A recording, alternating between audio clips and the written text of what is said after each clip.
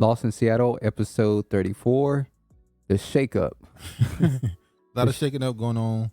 Shit Politics, getting real. society, culturally, Everything. across the globe. Shakeup is happening. We're not gonna get into too much we are actually. We're gonna get into a little geopolitics, politics, some black politics, obviously. I guess we go ahead and start up with the lady herself. Let me see. Stacy Abrams, who said that she will be running for governor of Georgia again. Thick ass neck didn't learn the first time. So she lost to the other guy a couple years ago. It was a close race. Allegedly, she lost by like 55,000 votes, and she ended up being the face of voter rights. Mm-hmm. They used her. They pushed her out there to point out that We still trying to figure out what voter rights. yeah, Who are the voter rights for? apparently black people we just can't vote. No, it's for those illegal.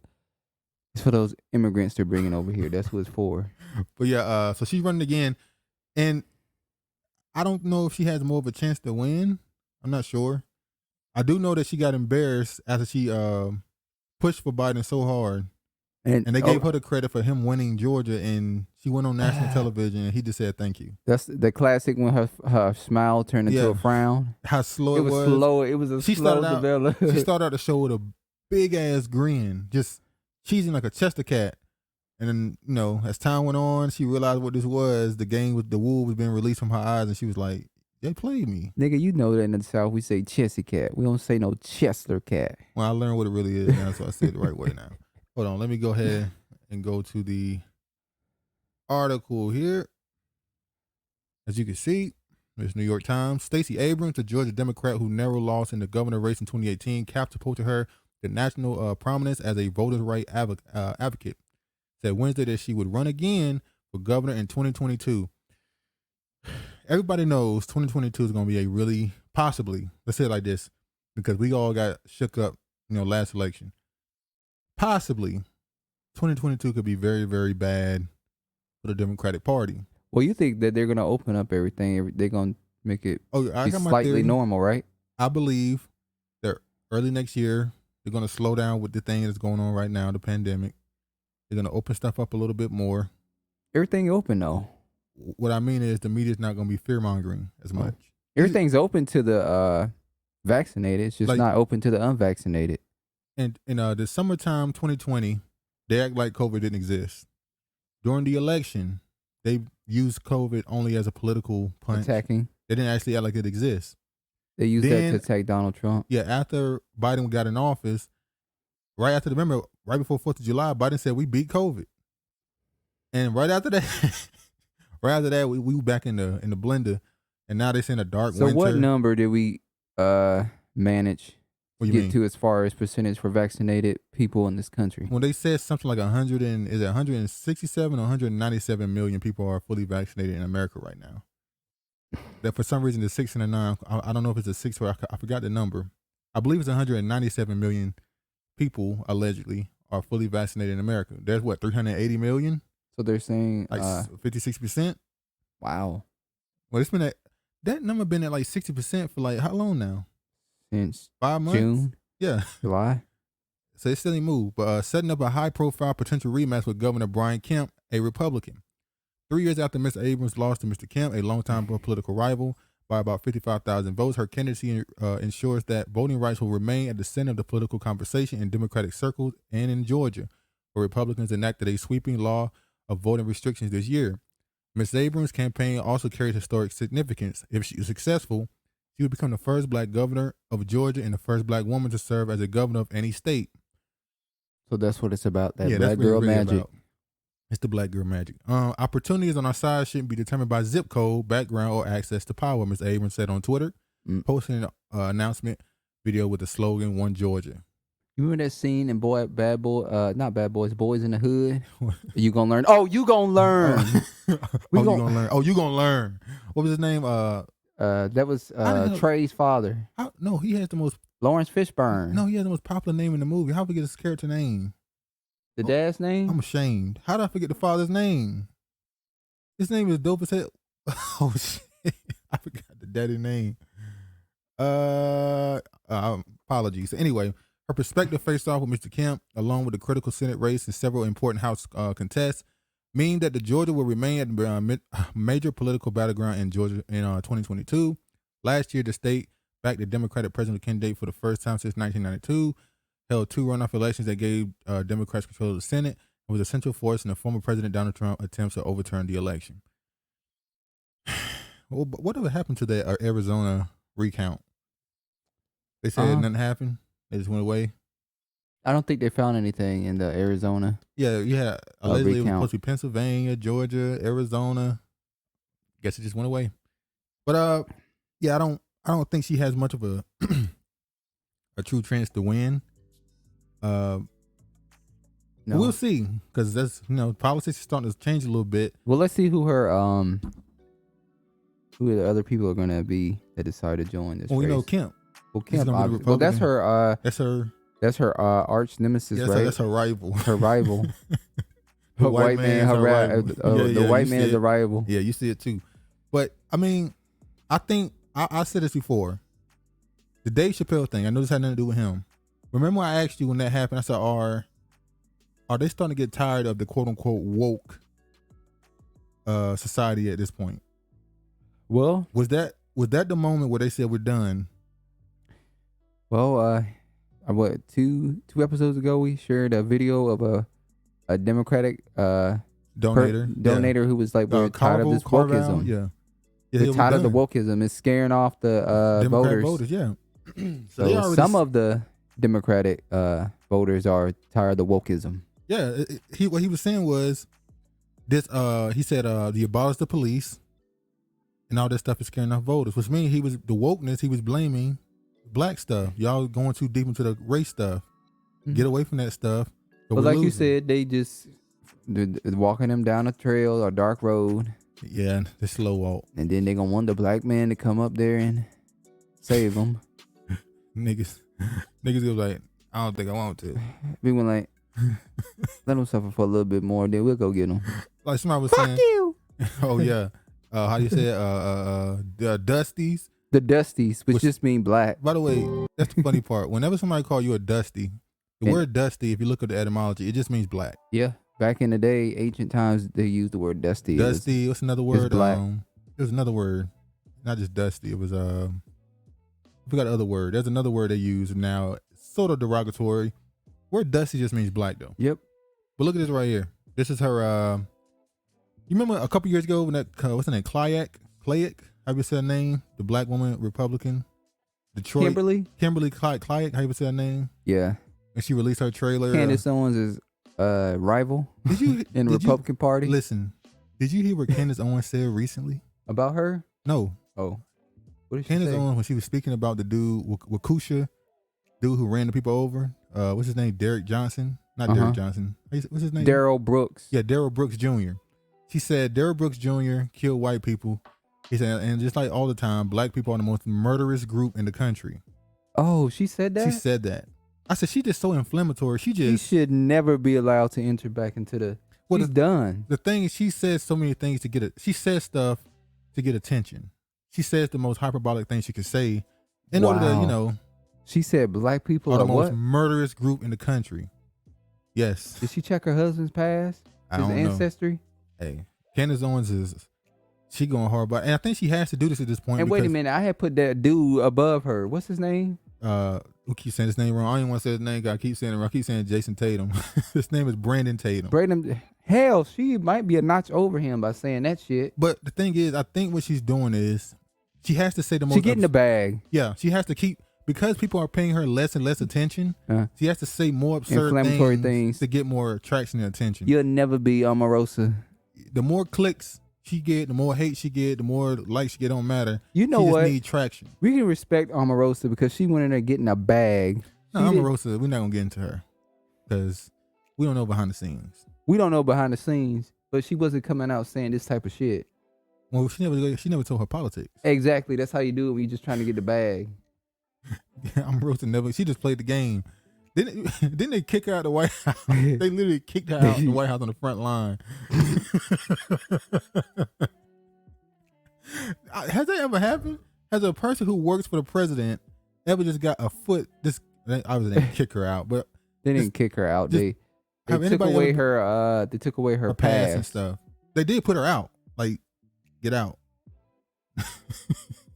It wasn't like. I don't know if they manhandled her, and grabbed her. They didn't manhandle her. I don't think they Uncle Phil'd her or nothing. But I'm just saying. But let me just show her her campaign video. This is Stacy Abrams. This is Stacy Abrams. Stacy Abrams. Yeah. All right, hold on.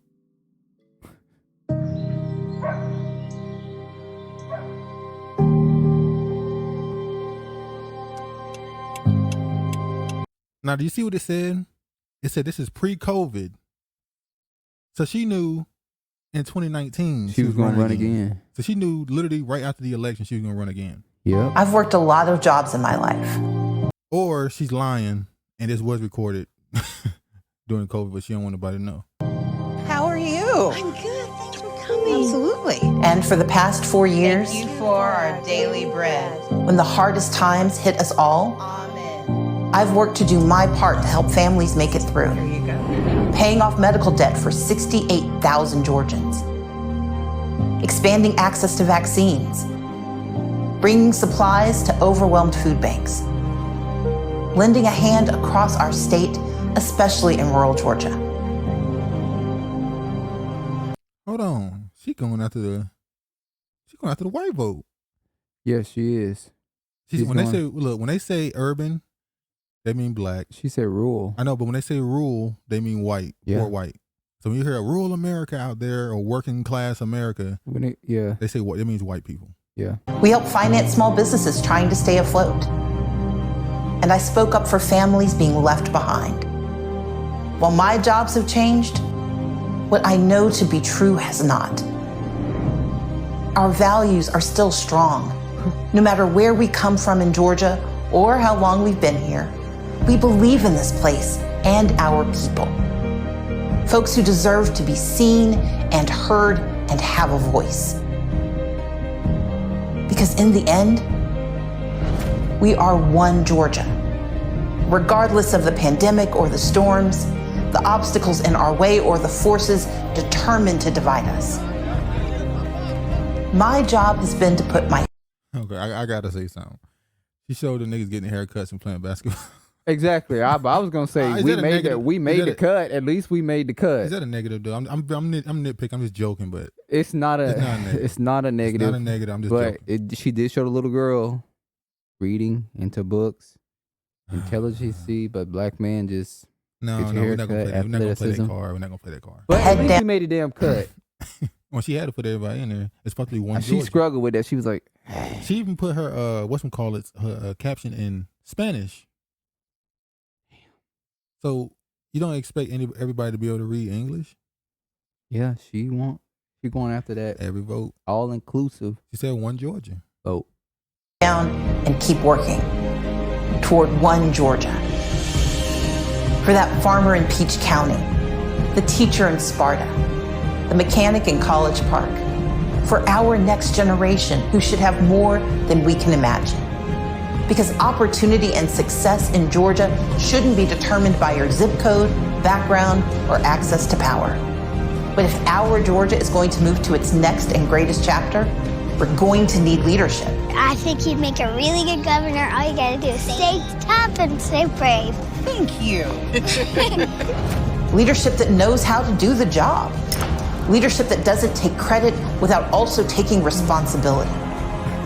Leadership that understands the true pain folks are feeling and has real plans. That's the job of governor, to fight for one Georgia, our Georgia. And now it's time to get the job done. Okay, I gotta ask a question. I don't trust her as far as I can throw her. What state? This is Georgia, obviously, and we don't live in Georgia. But what state has the most control of the pulse of Black America right now? Georgia? That's what I was thinking. Because I don't know if I can say however Georgia votes, the black community vote. I don't know if I can say that's true, but everything that goes down in Georgia politically becomes national news. Well, you can say South Carolina too. South Carolina technically did get Joe Biden. But that's politically. I'm talking just the pulse of the community. I would say Atlanta, Georgia. You said when I said state, you named the city and the state. So you ain't said state anymore. I know, nigga. I know what a state is. I'm just saying. I'm making a point. You made sure to say Atlanta. I'm going directly to the hot spot. Atlanta. So Atlanta has to be the new Harlem. Yeah, they've been in New Harlem for a while. The new Chicago. The new what's the LA? Is it LA or would it be? I don't think I could say Compton. Compton was known for gang violence and stuff. I don't know if I could say politically. You don't want to say they're a post. It's a bad. Not anymore, obviously. Not anymore. I don't think it's as bad, but yeah, Atlanta or Georgia. Stacey Abrams is a fraud. Did she have Mike Bloomberg? Did she take Mike Bloomberg money? Exactly. That's what I'm saying. So how the fuck can you trust her? So what happens She's fake. What happens when one of her? And this is not about attacking other black people because we're not here to attack other black people. We're just, you got to call out the black people that's trying to harm your community, and I don't think she's for her community. Well, that's up to the Georgians to decide. That's y'all state. Y'all decide what y'all want to do, but ask the question: why does she accept money from Mike Bloomberg? Yeah, I was going to say, what happens when one of the people she's going against bring that up? You took money from Mike. What do you Bloomberg. think she's gonna say? She said then she took it because she didn't think he would win, and she needed the money for some projects or to help fund something for voter rights or something. And you go, well, you can be bought off then. Isn't all money and good money though, right? Exactly. That means you can be bought off. That means you don't have any morals, any standards. You'll take it and do what's necessary. But it's up to Georgia to decide. As I said, Atlanta, I was surprised. We talked about Keisha Bottoms and her deciding not to run. And you think she's going to run for president? What's the guy's name we thought was going to win? His name not Muhammad, is it? It's that guy shot what's his name? Qasim Reed. Mm-hmm. I thought he was gonna win. We thought it was a money game. I thought we were wrong. He was in a scandal. He was caught up in a scandal over there. Somebody else caught the charges. He was able to kind of walk out without kind of clean. So we thought that, maybe Keisha Bottoms comes in. They told Keisha to step aside so we can let him back in to get, but we were wrong. Yeah, I was surprised. That's why it really is a shakeup. Yeah. They have you thinking it's one thing and then they choose to go into a totally different direction. Once trailing the pack, Atlanta councilman wins mayoral race. Yeah. Now this is the reason why we're talking about Atlanta, we're gonna get to why we're talking about Georgia right now, but the fact that he was a councilman who really didn't have a name. And he won. Now I don't know. There was another woman who ran. I forgot her name. I'm gonna get to her next. Hold on. This guy. It says City Councilman Andre Dickens won a runoff election Tuesday to become Atlanta's next mayor, riding a surge of support that powered him past the council's current president, Felicia Moore, after finishing second to her in November. Now, guess who Keisha Bottoms supported? Him. So her vote went to him. So people that voted for her. Yeah, Keisha people. Keisha people. Keisha voted for him, and so her people probably voted for him. So he got the push of the former mayor, not the Felicia Moore woman. Now we know the Felicia Moore woman was not going to get the push. Has beef with T.I. And that became a story because T.I. nobody's talking about it no more, but T.I. and Tiny are in some sexual assault allegations. That shit just went away, didn't it? It didn't go nowhere. It's just media don't talk about stuff until someone else in court again. But that stuff just kind of went away. But how many is it up to now? It was like 16, 17 last time we looked. And then a dude came out and said it was a dude that came out and said he was beat up. Yeah. So apparently the Felicia Moore woman said that T.I. is purposely sabotaging her campaign. So he didn't want her to win. The woman, I forgot her name. What's that woman's name? The woman that accused him of putting a gun to her head. Uh-huh. Remember, when she first came out and accused T.I., which started all the cases against him. She supported Felicia Moore. Moore. Yeah, why would T.I. support her when she was backing accuser of his. And we said the reason why that accusation came out is because there was, I think the Felicia Moore woman got, I don't know. I don't know if she got some type of thing, underground thing going on, but she wanted to destroy T.I. so his influence wouldn't be as high or something. That's what we thought at first, you know. But I don't know.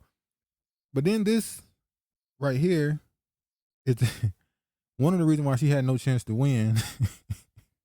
T.I. came out and said that she wants to shut down strip clubs. So you see here, Felicia Moore, if she plans to close all strip clubs in Atlanta if she becomes mayor. So this woman who back in November, she was first in the voting, she ended up losing in the runoff, possibly because T.I. was going around saying, if y'all vote for her, she's going to shut down the strip clubs. What happened to get your booties to the dance floor? When I traveled for here, he was so annoyed at it because he was like, strip clubs? This is the righteous person trying to get rid of the strip club. Yeah. And they're like, no. And I had to play, people don't like it. Sometimes I play devil's advocate. Well, you did the part of it's financial, it's business. Yeah. It brings business to the city. Yeah, I said strip clubs are a big business in Atlanta. My aspect was, well, technically, for our people, for our women, she's doing a righteous thing. Oh, yeah. But the people of Atlanta was like, fuck you and your righteousness. We want to see ass. So they chose to say, fuck you, Felicia Moore, and they went with the councilman, who probably likes to dabble in a little bit of strip clubs here and out there. His wife go there with him. Hey, the game is the game. Hold on. Allegedly. I don't know that. You don't know that. I'm just joking around, allegedly. Yeah. Quick story right now, because we're talking about another mayor in New York. Remember Eric Adams, the guy who won in New York? He beat Andrew Yang. He beat that woman who randomly was 150,000 votes. Got accidentally put in her. Yeah. And they would say, oh, it was a test. It was just a test. Why you use? Yeah, it was a test to see if somebody was going to say something. And because I let shit go. He called that shit out. But he recently got into some shit because he was talking about bringing back stop and frisk. But we have to examine it because he says that you can, it depends on how you implement it and how it's done. But for black people, are the most black men in particular, I don't understand why they would be like, nigga, you want to bring back stop and frisk when you know that we're going to be the targeted. most harassed people?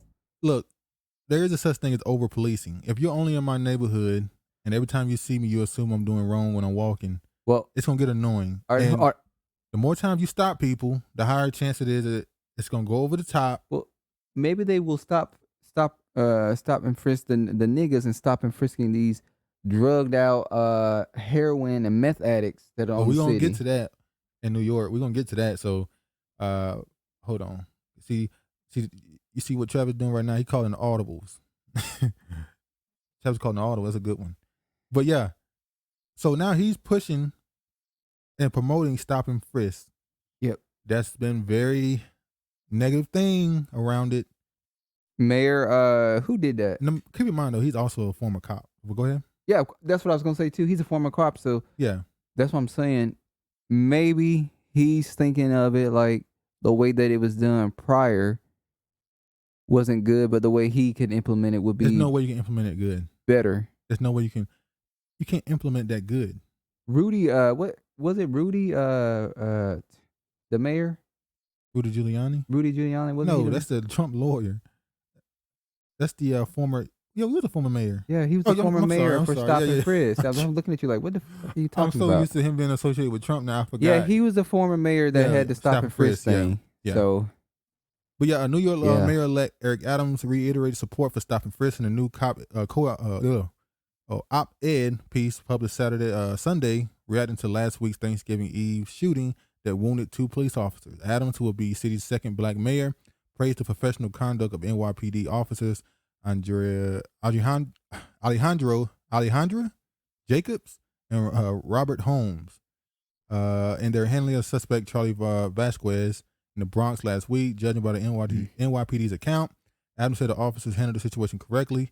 They approached the suspect matching a 911 caller's description and asked him to show his hands. It's definitely New York with all them damn Spanish names. Okay, this is where it becomes a situation where, okay, you got a call that quote unquote match my description.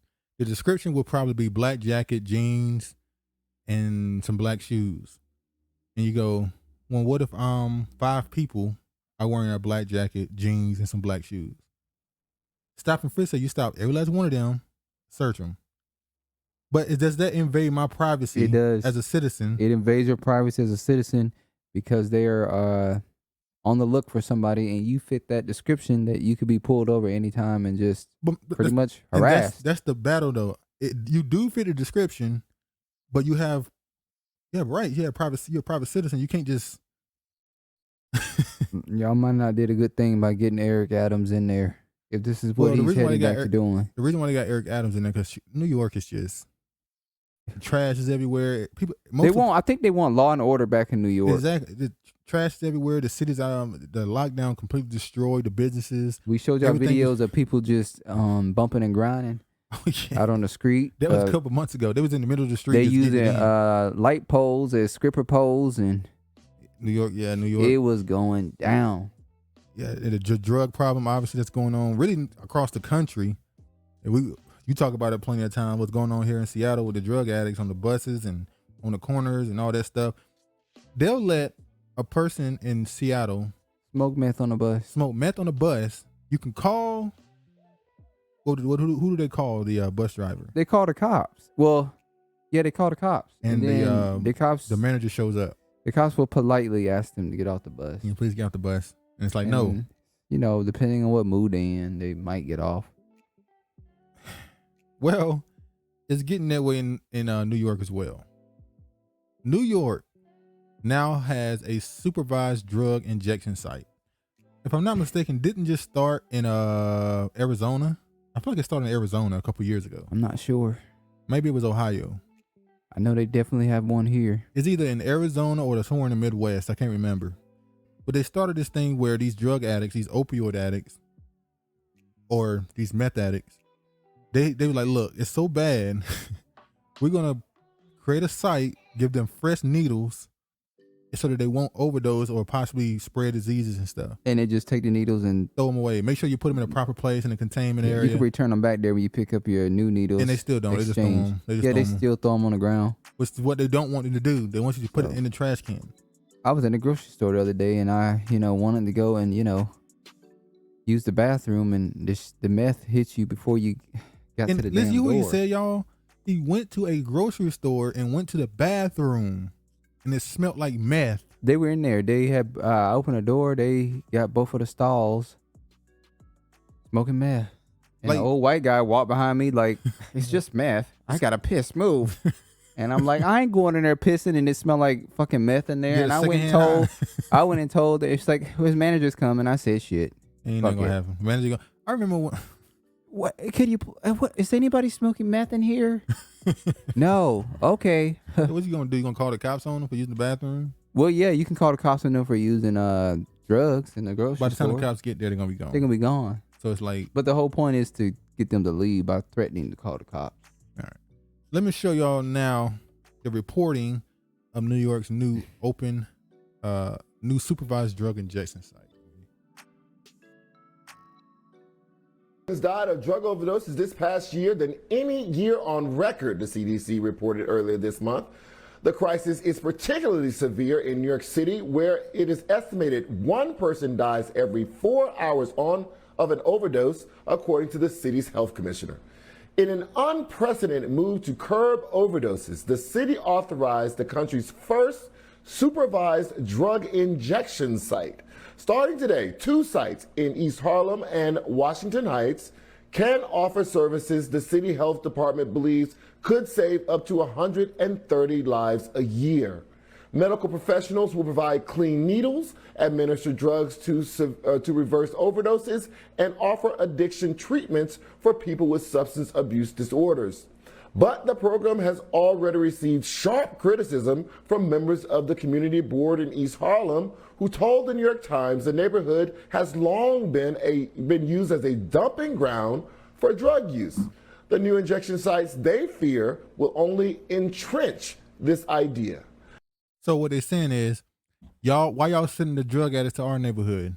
Exactly. So that's Which is what they're kind of doing in a neighborhood that we know of. Yeah, in Seattle. they just dump all the. They're putting all the homeless shelters. homeless shelters, low income places all in one area. Yeah.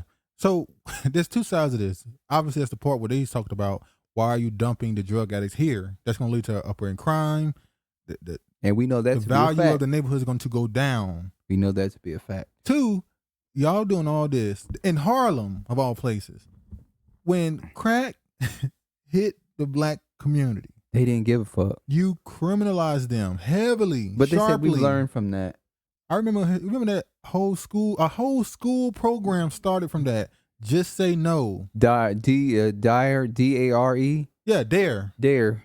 Just say no. I remember the fire department used to come out, and they would give you the hat. They give you the hat. You play in water all day. Yeah. And we didn't know, This came from the crack. This came from the, people are literally, being criminalized. Wait, hold on. For Is this. dare the same thing as? Yes, dare. Oh yeah. You're right. Yeah. I forgot what dare means. It don't matter. Somebody said it in comments. Drugs are something. Wow, I remember they used to do that every year. September, wouldn't it? It was a shirt. You got a shirt. Yeah, a shirt, you a hat, play. the plastic. The fire department came out. You got to play in the water. They would pick you up unless you walk through the truck. Yep. And then put you down. Yep. Couldn't touch nothing, so it was kind of pointless. Yep. It was real. And they created it off of the crack era. Ain't got shit off this area, opioid area. Nothing. Just ain't got nothing. They did get something. Injection sites. Oh, they get injection sites. They get rehab. Now think about this. They're building a place for them to smoke. Remember what crackheads didn't smoke on buses? I'm not saying none. I'm just saying they was in crack houses. And they would bust the crack houses open. So the meth heads are going in the streets and doing it. Out in the open. And they're building them somewhere to go in. But the crackheads were in a building away from the public, and they went in to get them. Which is different people. Two Americas. It's two Americas. They did theirs in private. Private. Yeah, I'm in the house. No, white people, and I'm going to say white people. I don't give a damn. White people like to do it out in the open. They want you to smell what they're doing. You have to think. You have to be pretty brave to get on a bus where it's full of people and you just openly just start doing drugs. That means you really don't care. It's a fall. Everybody sense it. When the second you shut down a country and you got the drug addicts or the homeless in the streets and able to dominate it. But mind you, they weren't doing this during the shutdown. They didn't start doing this shit till the people came back. Or maybe they were so used to people not being around. Hold on. Maybe they were so used to not seeing people that people just didn't see it. So now people are back. They're like, I don't care. I'm still going to do it in the open. No, I think what happened was when the people came back to the city. You mean came outside again? Came outside again, downtown. I'm specifically talking about. They could no longer just be so blatant out in the open because it was everybody's around. The cops were more on the street. So now they have to go back. Now they have to go on the buses. Because during the shutdown, they were not doing that on the bus. It's crazy. It's so bad that, black people don't even sit in the bus. Back in the bus no more. They done moved in the middle and in the front now. Niggas sit. Don't get me wrong. I done seen a couple of Negroes smoking meth, but they got instant judgment because they got kicked off the bus. Yeah, it's funny he tell these stories and like every time a black person get on the bus doing meth, they get kicked off. Or should I say they allow themselves to be kicked off? They allowed themselves to be kicked off. They gotta get off. It was a Hispanic man. It was a black dude smoking meth with a white dude, and the Hispanic man just got brave, and the spirit just rose up. Jumped on him. Spirit jumped on him and said, "Who are you guys? It's unfair for you guys to smoke that around us, and we have to get off. Yeah, get off the bus." And of course, Jake being Jake, when he got off the bus, threw a damn drink at the window where the dude was sitting at. He said, "Wicked ass Negro, get your ass off the bus." Joining me now to discuss New York. Well, that's pretty much all I want to show from that. How it's just two Americas. They're building places for them to smoke, but they ran you out of a building. And when they say shit like, well, we learn from our past and what we're doing. Where is Joe Biden? Joe Biden was the one who he was like, he doesn't care about this and this and this and this. They're criminals. Get them off the street. Yeah. He said, I don't want schools to turn into racial jungles. But when it comes to these Racial. opioids and all, and fentanyl and all this stuff, they blame the Fentanyl. Woo. they blame the pharmacies and Yep. stuff. They them. just sued. Who was that? They just sued some pharmacy for like a couple billion for what they did. Cause they saying they pushed the drugs and lied and said they're not addictive, but they were addictive. They put the blame on. They hold everybody accountable except for these white people that's on these drugs. But when we gonna charge Reagan and the government? Never. The Most High gonna judge. Think that about shit. it for a second. I'm gonna put the drugs in the country, and my wife gonna tell you not to do. We gonna use y'all to fund a war And then we gonna criticize you and criminalize you, and lock you up and we even gonna and make you slaves and make you work for free labor and 13th Amendment. Yeah. You're a slave. And then we gonna put articles out and stigmatize it to call your children crack babies. I ain't heard no opioid baby or no meth baby or no heroin baby. So insensitive. They were just so insensitive to us, but them, so much empathy and compassion and understanding. These are people. This shit is real. Oh, this is crazy, man. As you can see here, Baldy locks. oh, shit.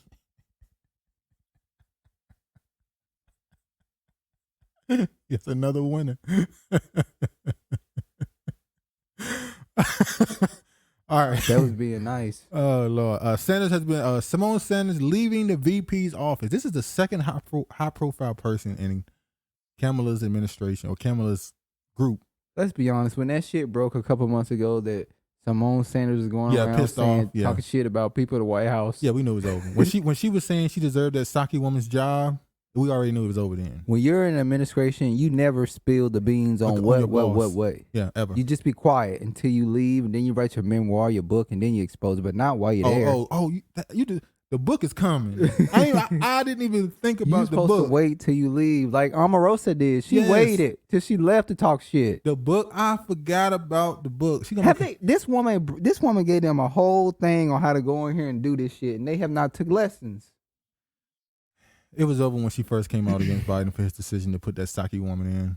Yeah, when Miss Ann, as you like to call them, Yeah, they want to be Miss Ann. when Miss Ann got that spot, and Big Mama didn't get that spot. Oh man, she was mad. I was gonna put a video in, but I decided not to. When she tackled that dude off the stage, I ain't gonna say. You already gave us the one. She yoked that ass up. She literally. She almost picked the dude up. Like she was like that dude that was in Get Out. How he ran. But here's the crazy part. He had security. Yeah. She got to the dude before security. She said, I'm the fucking security. Move. She did all that.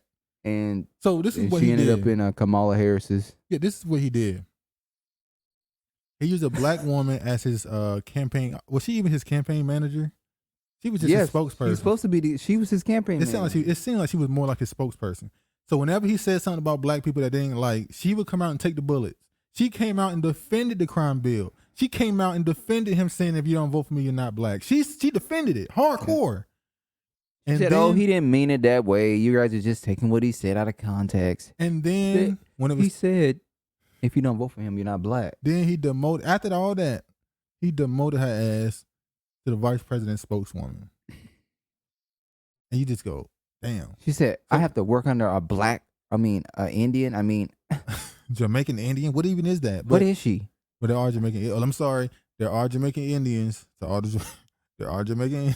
Because them Jamaicans will come. The Jamaicans be like, there are Jamaican Indians. How you say one Jamaica or one? I forgot. I don't know what you're saying. I'm just saying. Anyway, we don't care who the fuck in your country. Anyway, moving on. So Biden embarrassed Stacy Abrams by bringing her on television when everyone thought, oh, he gonna give her the VP spot, and then pretty much, thank you, and that's it. That made her look crazy. Then she went out football tackling people and defending this man, and he made her look crazy. If she ever want a second career, somebody on one of those Ravens, they can recruit your ass. Because I'm telling you got it. Let me see this. Symone Sanders, senior advisor, chief spokesperson to Vice President Kamala Harris, is leaving the VP's office by the end of the year. 3 White House officials told Axios on Wednesday. Why it matters. The VP has faced an onslaught of criticism in her first year centered on her leadership and staff, adding to the suggestion that she's not the Democratic Party's preferred nominee for 2024. Is that what's being purported with all these stories and leavings? Okay. They clearly they're looking at Kamala as the future of the party, but I don't think they really do view her as that. If Kamala is the future of the Democratic Party, it's finished. So we saw that she had trouble with her staff all the way back in Cali. She been having a problem with her staff. They consider her unorganized, all over the place, bad leadership. Yeah, remember she was the first one to run out of funds. Exactly. And people are like, how the hell you run out of money first? So, and then we saw the article written a few weeks ago saying, people saying her leadership isn't the best. She says the wrong thing. She doesn't really know what she's doing. She's just not she's not a politician. I'm sorry. She's a politician. She's not a person that can govern. There's a difference. She's somebody that can get in front of a committee or a Congress and spout stuff and get some claps on social media with some go girl type stuff. But when it comes to actually governing, she's not very good at it. So is this more about the Democratic Party kind of washing away from her? Or is this just naturally, she's just bad, so it's just coming out? They're trying to cover it up, stop the bleeding, but there's nothing she can do. Maybe a little bit of both. Hillary Clinton is definitely somewhere behind a curtain. Like, I'm still here. Hillary, it's over. It's over. I think she knows it's done. She's not gonna try. I think she know better. Y'all can see. You remember Hillary did that head shake when she was having a damn seizure? A seizure standing up. That's what he was just doing just now. Top Harris aide Symone Sanders expected to leave in second high-level departure for VP's office. Sanders is the second senior official expected to leave the vice president's office this month. Look at her, boy. She knew she was in there. Look at her, boy. Symone Sanders is senior advisor for the chief spokesperson for Vice President Kamala Harris. Is expected to leave her position at the end of this month. How many people left Trump's office before the end of the year? It's about 5 as well. Yeah. He had a lot of people leave his staff as well. This is off subject. Look at that Precious thing. I get tired of seeing that shit. Every time you on a damn page, they talking about, look at what Precious is down. She look the same. Just because she lost. She ain't lost a damn ounce. Just because she with that white man, she ain't lost no weight. None. There you go, attacking another black woman. The white man like her just like she is. Yeah, niggas just ain't no good. Mm-hmm. Is expected to leave her position at the end of the month. A White House official and 4 other sources familiar with the matter told NBC News. Her departure will mark the second high-level exit from Harris' office in recent weeks. Ashley, the vice president's communication director, announced last month that she would leave in December. A White House official said Wednesday that Sanders has served honorably for 3 years, first as part of President Joe Biden's 2020 campaign and then on the transition team before joining the vice president's office. The official said the president and vice president were grateful for Sanders' work on behalf of the administration and called her a team player they fired her? So did she really get fired and she acting like she's leaving? You know they do that a lot in politics. We really firing you, but we're going to let you say you're resigning because it looks better in the headline. Well, it also looks better when you try to get another job too. Yeah. So I think they got rid of her. I think they got tired of her complaining. Maybe they did. I had a boss who did that with a employee he hired. She was accused of stealing medication from residents. He said you can leave or I'll fire you. And so she can get another job and it will look bad. She resigned the day never found out if it was actually taken or not, but she resigned. Yeah. There was another guy. He was your friend. He was your friend and then he just stopped talking to you when he left. Oh, James? Yeah. Why you say that man's name? That was a crazy situation. You got a lot of thieves in the job. Niggas felt like if you're under investigation, they tell you can't contact the employee or and I didn't contact his ass. And he was like, "Oh, you." But after the thing was up, I contacted. He don't fuck with you. But if it came down to it, I would have said I would have had it back. Nah, the dude said you ain't have his back Said when he needed no you. black unity. Yeah, you talk all that pro blackity black shit. And when I was at the then bottom, when it came down to it, You stood there with them motherfuckers. You a rotten, no good summer You a bitch. rotten, nerdy, no good fucking coon. Like summer bitch. Here's a new thing. This is where I was getting to. Harris, Michelle Obama, top damn picks in 2024 if Biden doesn't run. That if is kind of obvious. It's not an if, he's not. No, Biden's. I don't even think Biden gonna remember that he has to run in 2024. You think you run in 2022? He like, I'm running for he's like, governor. I'm running for president. He's gonna say I'm running for governor of Delaware. But sir, you're the president.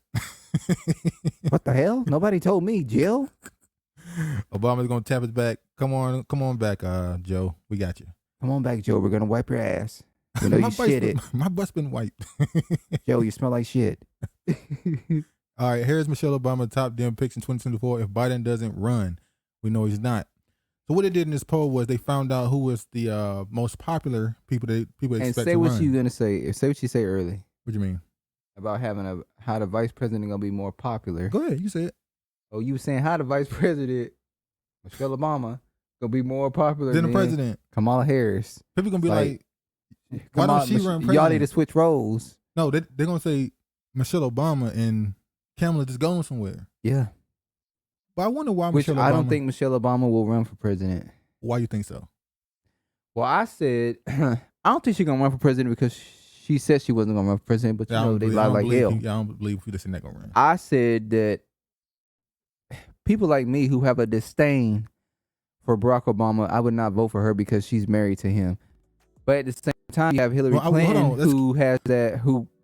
Bill Clinton has that baggage on him, and people still supported her. So did they?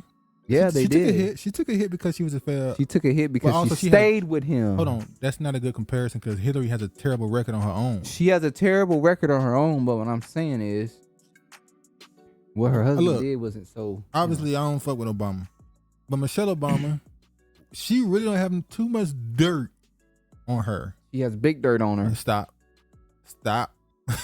just stop. You done enough. You done enough. Just stop. But she really don't have any negatives as far as mainstream media not going to attack her. Mainstream media is not going to attack her. Now, independent people that talk, us, yeah, we'll go in. But most people on television are not going to say anything negative about Michelle Obama. And she's black. So Pastor Darby did a wonderful. Y'all should check out some of Pastor Darby videos. He did a little segment. Look, man, if you're gonna say it, say it. No, I'm not gonna say nothing. Don't be scared. I'm not scared. All right, so say it or don't say it. No, I'm not gonna say it. All right, Vice President Kamala Harris gonna get taken out if I say it. When I'm gonna take it out? No, not you. Gonna take it out. You gonna take us out like they did that German dude, and I ain't ready to go yet. Now you bringing up the not German, today. Now you bringing up the German dude. Now I'm glad you don't know his name because you would have said his name right there. We got to shut this shit down. But Vice President Kamala Harris and former First Lady Michelle Obama are the top two picks for the Democratic presidential nomination if President Biden decides not to seek re-election in 2024. Here, go ahead. They are the top two picks for the Democratic Party. That is propaganda. Obviously, they're trying to see the feeling. Remember when a few years ago they said Oprah might run? They were just saying, "Oh, Oprah definitely not gonna run." What if Oprah and Michelle Obama? That would be black girl magic. Lord have mercy. You ain't vote for them? They might string your ass. They are. If they listen, they gonna have a lynching mob for black men that don't vote for you. They gonna hunt you down. It's gonna be like what's that movie? Underground. They say, yeah, all that fucking a gun range and target change we've been doing, motherfucker. It was for y'all black ass. Yeah. All right. Harris leads the shake up. This is the real shake up. If President Biden decides not to seek re-election in 2024, according to the survey, Harris leads all potential candidates with 13% of support from voters. There's no way her polling is this, it's amongst Democrats. Let me say something. If Kamala Harris and Michelle Obama are the top picks for the Democratic Party, the party is sad. It has nothing to do with them being women. Now, they say here that Michelle Obama got 10%, Bernie Sanders got 5%, and Elizabeth Warren got less than 5%. Elizabeth Warren is finished. She crossed Bernie. Bernie's done. He's too old. Bernie's too old. His supporters done left him. And Elizabeth Warren, she shot herself in the foot when she decided to go against Bernie Sanders, and now she'll never get Bernie Sanders supporters. Yeah. So both of them are canceled out.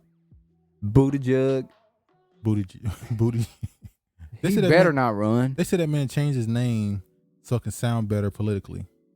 How he pronounces his name apparently is not how it's sounded, how it's supposed to be. And Marco Rubio, that dude, the Hispanic dude that run, his ass dropped out in the beginning. That's what I'm saying. Like Cory Booker can't. This is why. And this is. I guess I can go ahead and go. We're here not even now. gonna talk about fucking Cory Booker. We're at the end of this segment. I can go ahead and say this now. This is why I said I believe Keisha Bottoms is running for president. She doesn't have any dirt. I mean, let me say, she got dirt. She got dirt. Mainstream media, I believe, and the typical Democratic voter don't have anything to hate her for. I believe anybody who is a politician has dirt on them. I agree. But I'm saying mainstream media would have no reason to attack her. They're never going to let somebody who's squeaky clean into a position of power and not be able to have dirt on them to use against them, and they want them to do something. Who do you think is more popular nationally between Keisha Bottoms and Kamala Harris? Keisha Bottoms. Keisha Bottoms is not as well known, maybe. Now, when you say Keisha Bottoms or Michelle Obama, that could be a ticket too. Michelle Obama, Keisha Bottoms. Michelle Obama for president and Keisha Bottoms for vice president. But I think Keisha want the top position. I don't think she want the. When she got pissed off at Biden Trump for trying to send her to the Bahamas, so she turned the job down. I'm not going no Bahamas. I can go vacation anytime I want to go vacation. He trying to make her the ambassador to the Bahamas. Lord. Is she from the Bahamas? No, we live with her family. Her family is ADOS, FBA, Freeman, whatever you want to call it. Maybe. Soul people. All right, we can go to the next thing now. But that's a new name, Soul People? No, Travis, James Brown was saying soul people. Oh, I didn't know that. The whole Black Panther thing, the 60s, it was soul. I'm a soul brother. I'm a soul man. So how the hell you just... All right. So, the next part of this, we're going to talk about it. Future of abortion rights at stake as Supreme Court considers Mississippi case. Ooh, people squibbling right now. Mississippi is asking the Supreme Court on Wednesday to affirm its legislators' judgment that it should be practically impossible to obtain an abortion in the state after 15 weeks of pregnancy. Okay, look, I have my own personal feelings about it, but I do find it strange how when this conversation comes up, is abortion, since it was enacted, has it not been the most polarizing topic in America? I think race might just be ahead of abortion. It might be behind abortion at this point. When you talk about being able to create a split, so you can cut the tension in the air when you start talking about abortion. And they had these rallies and you have the pro and anti sides. Like, I don't know why, but there's a certain level of aggression that comes out when we start talking about being pro or against quote unquote reproductive rights. Well, they just like sacrificing babies to bail. Yeah, you just went in. I try to slow it in. You just bum rush. Yep. Like sacrificing babies to bail. You see here, Mississippi is asking the Supreme Court on Wednesday to affirm legislation. We read that. But the state's goals are more ambitious than that, significantly raising the stake on the most important challenge to abortion rights in decades. Mississippi also has a 6-week ban on abortion that has been put on hold by lower courts. And if the Supreme Court agrees with the state's assertion that Roe v. Wade should be overturned, the state already has decided to ban the procedure altogether, except in cases of rape or preservation of the mother's life. How many women gonna be lying and saying they got stage 4 cancer and they gotta get rid of this baby because it's hurting their health? Do you think it's possible? Because they said this judgment, I don't know when this judgment gonna happen. Maybe it's a few months. I don't know. Do you think it's possible that they will because the Republican Democratic numbers on the court is 6-3.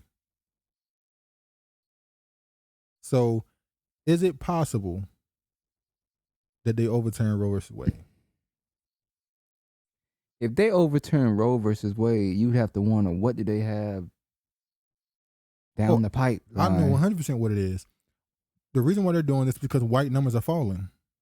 Well, yeah, we said that a while ago. Yeah, white numbers are falling. They're like, we gotta look. This is what the Caucasian man is telling his woman. Look, we've been letting you get away with this for a long time.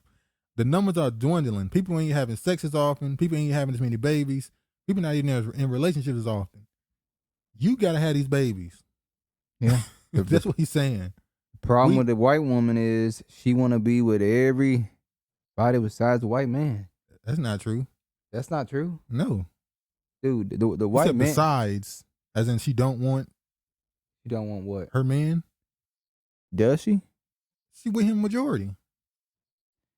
Dude, what person? When you see a white woman, do you automatically assume she's with a white man, or do you think she's? Or do you see her? You think the chances of her being with her race is about 80%. The white man said, the white man like, well, fuck you. He like, I can go over here to China and get me a white, an Asian woman. Well, see, they have no problem with that. Now that's different. Asian women, they probably, it seems like they date out. They marry out more than they marry inside their race. But like, this is clearly about them protecting their numbers. This is a last ditch effort to try and save their majority, because they already said it's gonna be 2050. Now it's gonna be 2040 something. It's probably about 2030. Yeah, it's probably now.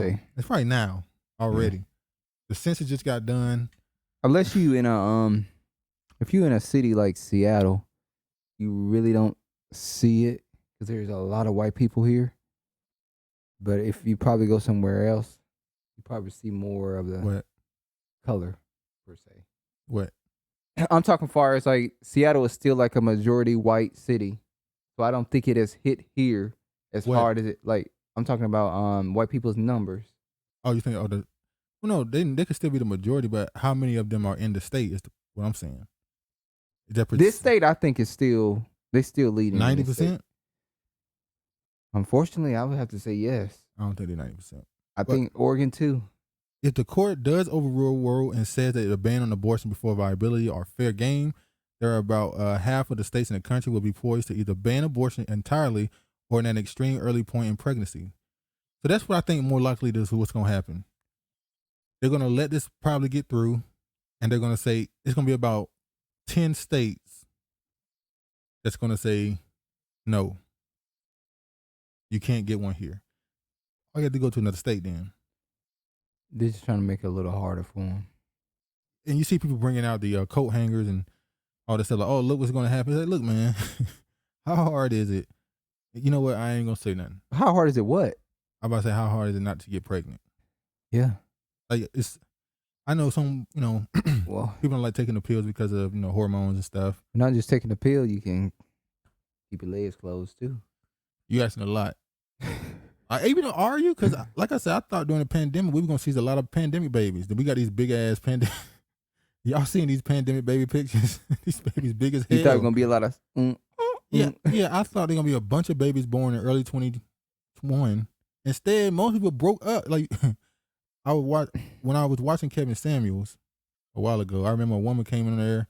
He had these women on there. Every last one of them saying they broke up with their boyfriend, and it was all in the middle of the pandemic. I'm like, damn, you was around your boyfriend or husband, whatever, for a couple months and not been able to get away from him for more than 3 hours, 4 hours, 8 hours, and you just couldn't handle it. You just had to get away from him. Well, they couldn't handle it. That's what I said. They just couldn't handle it. It's all of them are the ones who left their significant other. It was crazy. I don't know.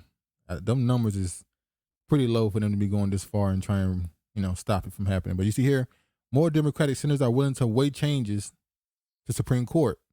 This week's Supreme Court argument on abortion has accelerated an urgency among Senate Democrats to fundamentally alter how courts operate, fueled in part by lingering anger over Republican confirmation maneuvers that have led to 3 new conservative justices in the past 4 years.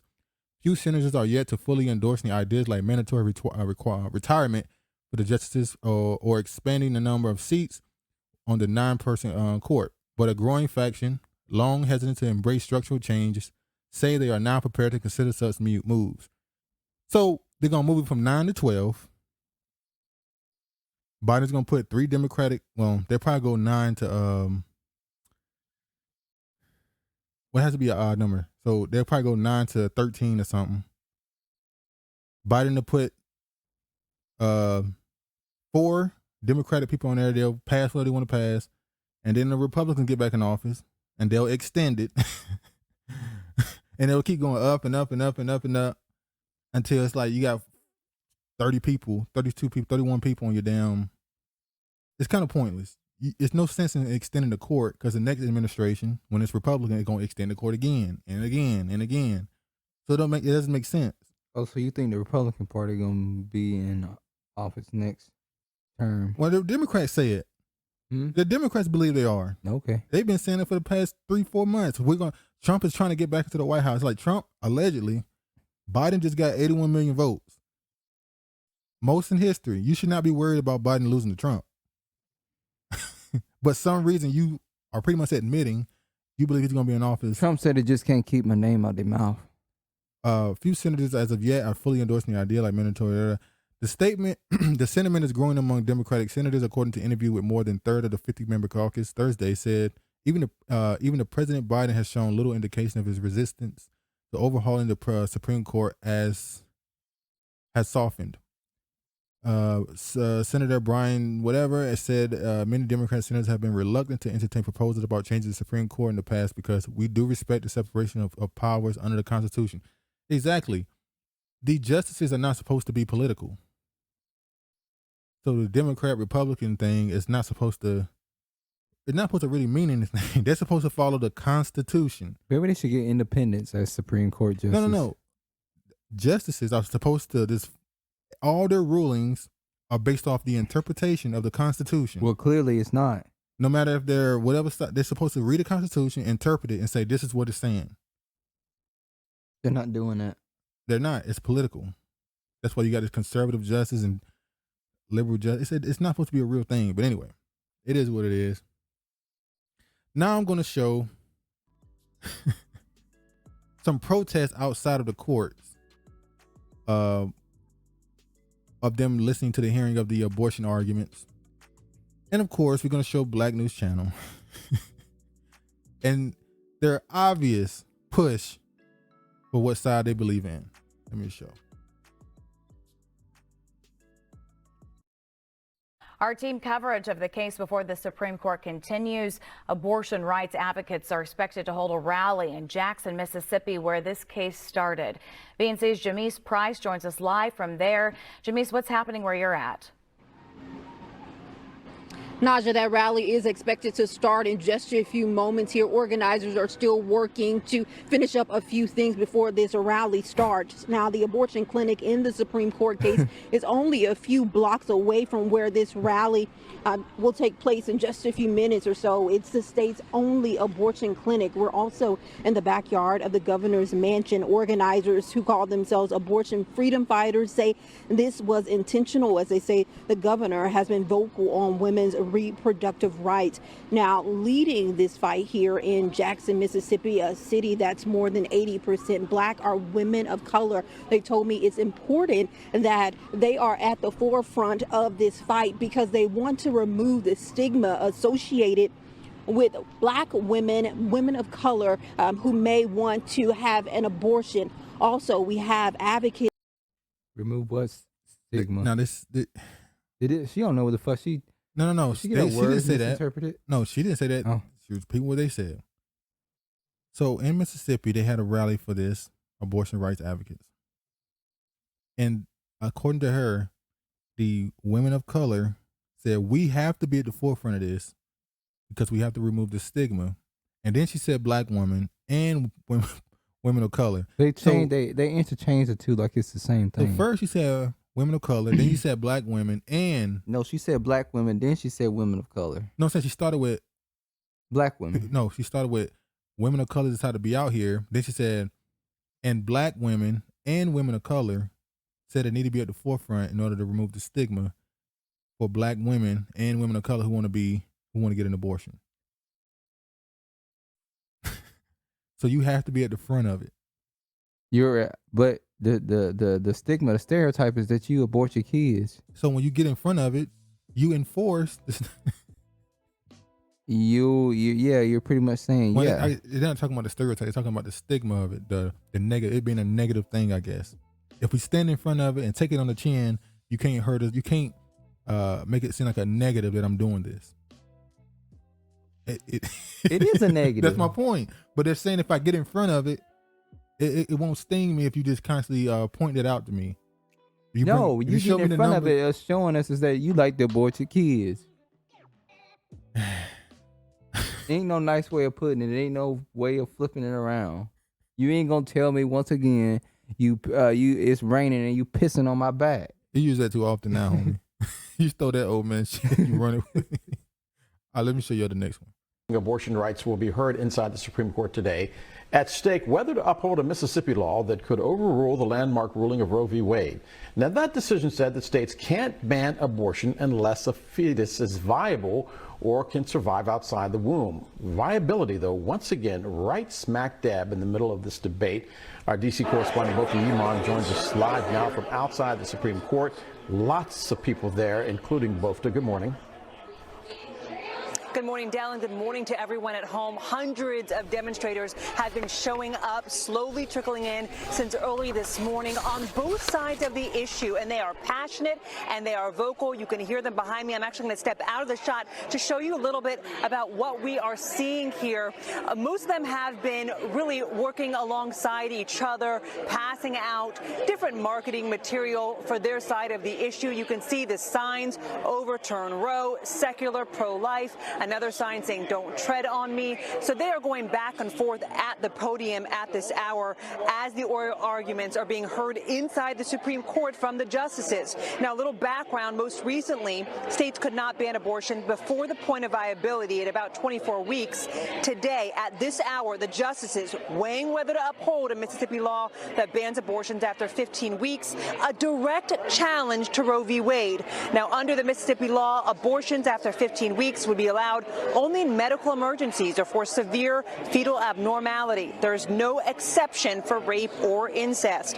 Now, in 1973, the Roe v. Wade ruling established a woman's constitutional right to end a pregnancy.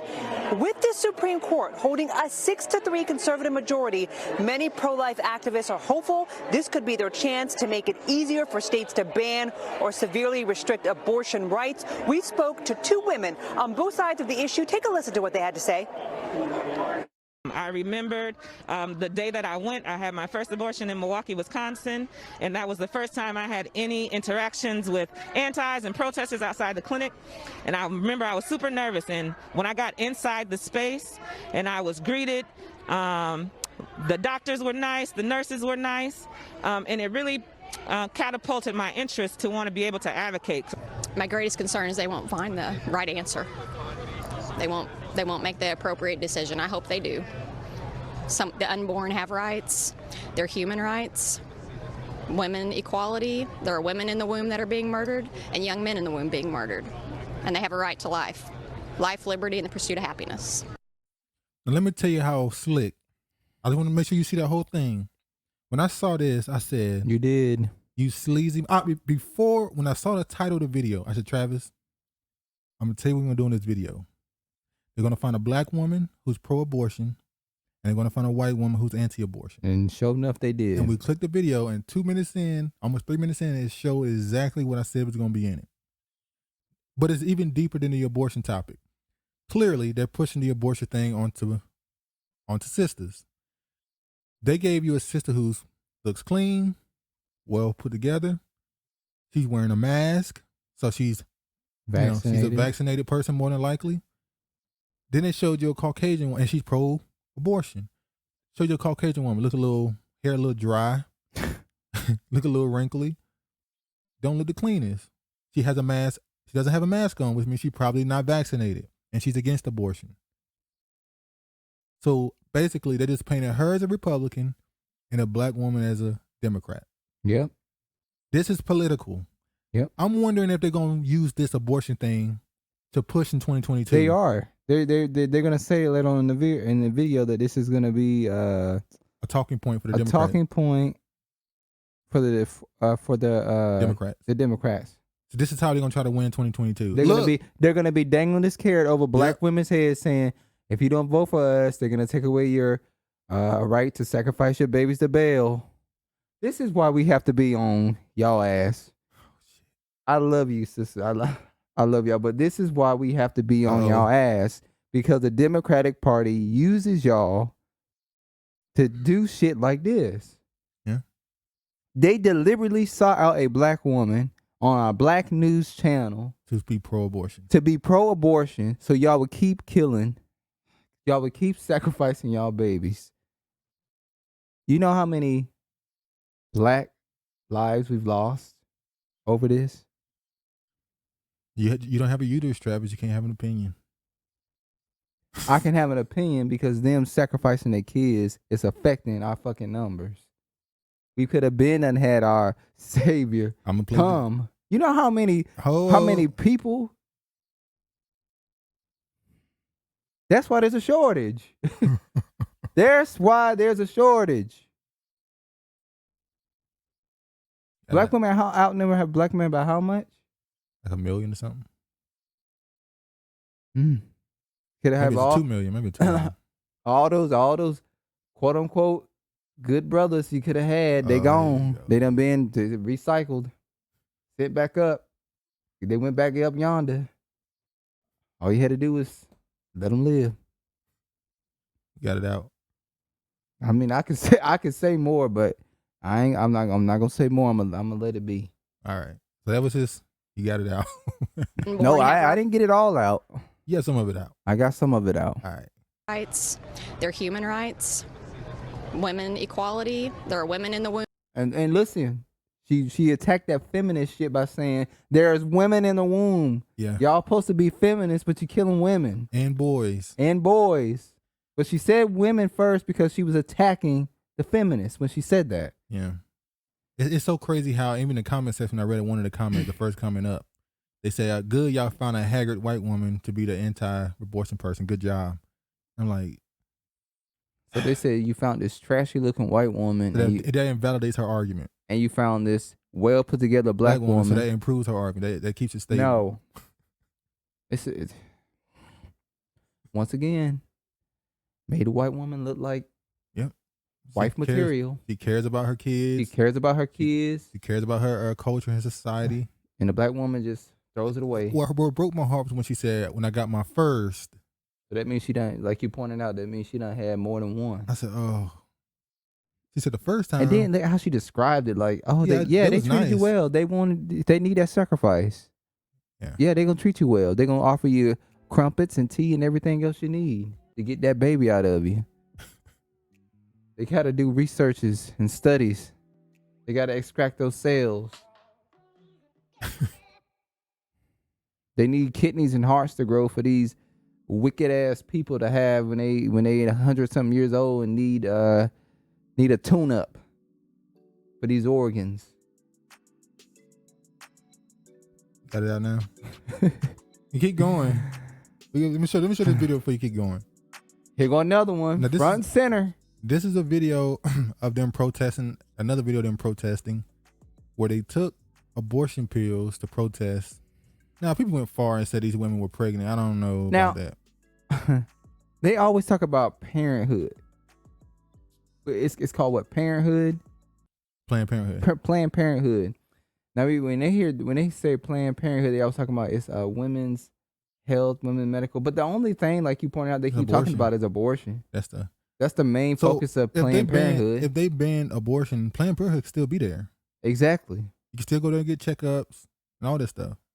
But Kanye West had a bar in his song, The Joy, where he said, Planned Parenthood, but I never met nobody plan to be a parent in the hood.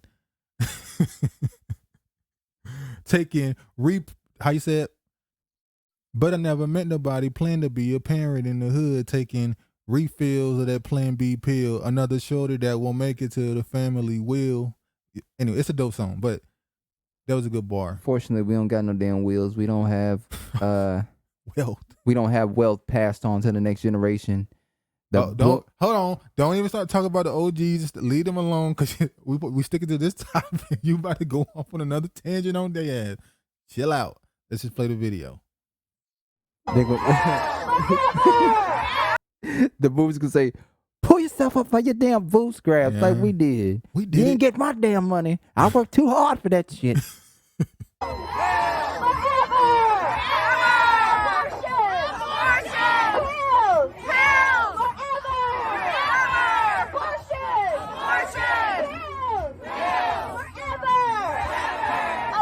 These are those bugged out people who find it funny. Those are witches. Yeah, those are the ones who, those probably are the outsiders in their group. They're like an out group women. Mm-hmm. They're not. They be casting spells they're and shit. They're the outcasts. They found it funny to take abortion pills. Having seances. Yeah. And like you said, they put, you know who? In the middle. Right in the middle. Stuck in the middle with you. They use that black skin for capital in every movement. They got every damn movement. They use your black skin. That black skin gets shit moving. Yet they want to eliminate that black skin because that black skin will just destroy them all. One damn scrope. Whole line is gone. You just went left with that. We're gonna move on.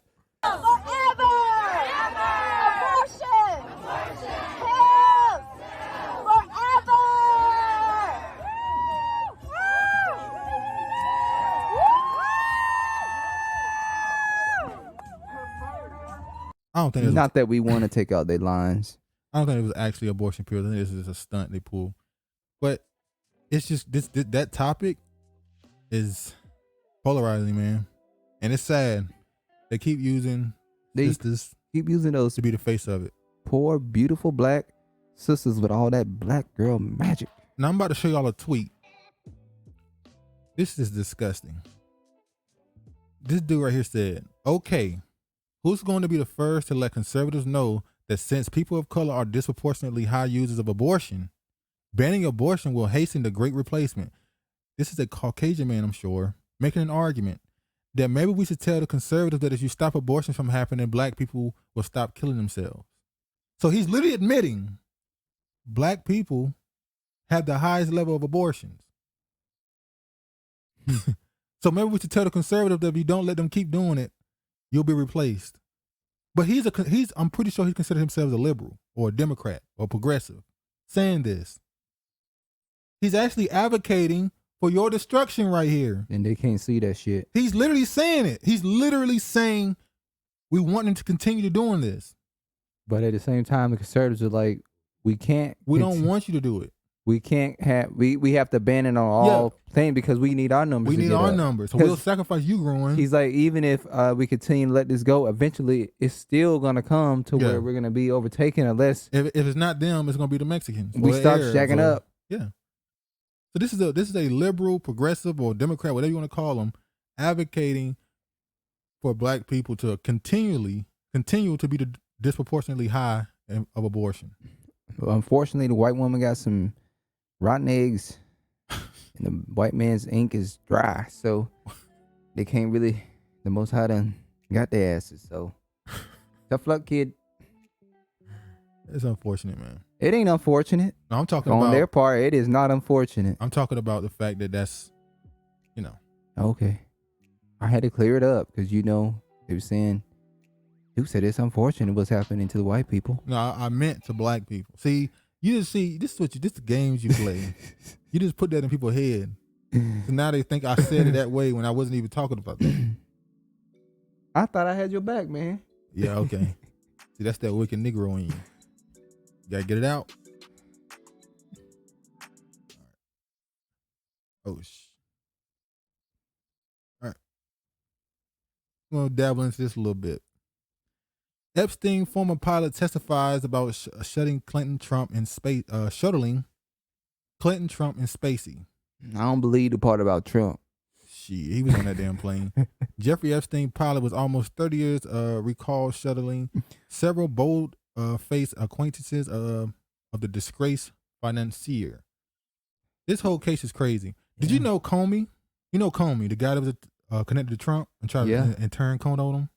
His daughter is the prosecutor in the case. Wasn't that the FBI, Comey?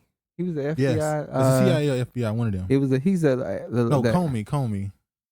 Comey was the lead, the Is he lead FBI dude. Maybe. His daughter is the main prosecutor in this case, who also prosecuted Epstein. Just one big circle, huh? The same people get what's the word? The same people just you just keep going on the same people. As you can see here, Jeffrey Epstein's pilot, almost 30 years, recalls shelling several bold-faced acquaintances of the disgraced financier, as well as meeting one of the girls prosecutors say was just 14 years old when Epstein began abusing her. Did you know also? Okay, what was the guy's name? The AG, Attorney General. Who was the Attorney General while Trump was in office? The guy with the glasses. William Barr, that's his name. William Barr, did you know his father was a former, he was the guy who ran, what was it called? The OSS? The thing before the CIA? Or NSA, one of those? I believe so. He ran a school in New York, one of the most prestigious schools in New York. He's the one who hired Jeffrey Epstein to be a math teacher. Oh, yeah. We talked about that. Yeah, William Barr's father. And he probably wrote like 2 months ago. Yeah, and he wrote a pedophile book. Yep. A book about some people going off into space and having slaves. It's crazy. William Barr's father, Trump's AG, is the one who hired Jeffrey Epstein to be a math teacher. Who's gonna be the slaves? The children. Oh, the children gonna be the slaves. Oh, okay. Yeah. Terrible.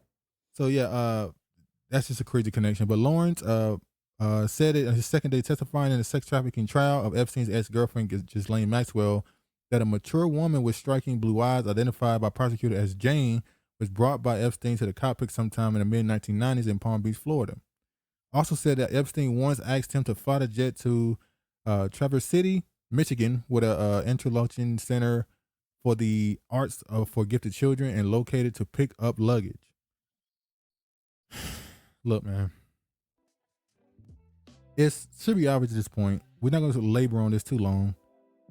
But Jeffrey Epstein worked for Ghislaine Maxwell. She was his handler. She was a spy. Her father was a spy. What the hell? I'm going to get to this. Now, Jeffrey Epstein, I believe, was bankrolled by Les Wexner. Les Wexner is the guy who ran Victoria's Secrets. He's the guy who was over Victoria's Secrets. He got rid of that, but he's based out of Ohio. He's from Ohio, by the way. Mm-hmm. Now look at this picture. Now this is one of the victims of Jeffrey Epstein. This is what she drew. That's Ghislaine Maxwell with them long orangutan. She made them reptiles. Uh-huh. And she made, I don't know who this woman is. I know who it looked like. Hillary. She got 666 on her forehead. And it's like she's a horse or a donkey. And you see her peeing fire on a kid. And this woman, the reptile, is on top of a kid. And look where the Golden Brick Road go to. Ohio. And look what it says. Just one of the Victoria's Secrets. Wow. So we know Jeffrey Epstein has ties to Les Wexner. This girl drew a painting identifying Victoria's Secret, the Golden Brick Road going to Ohio. Wow.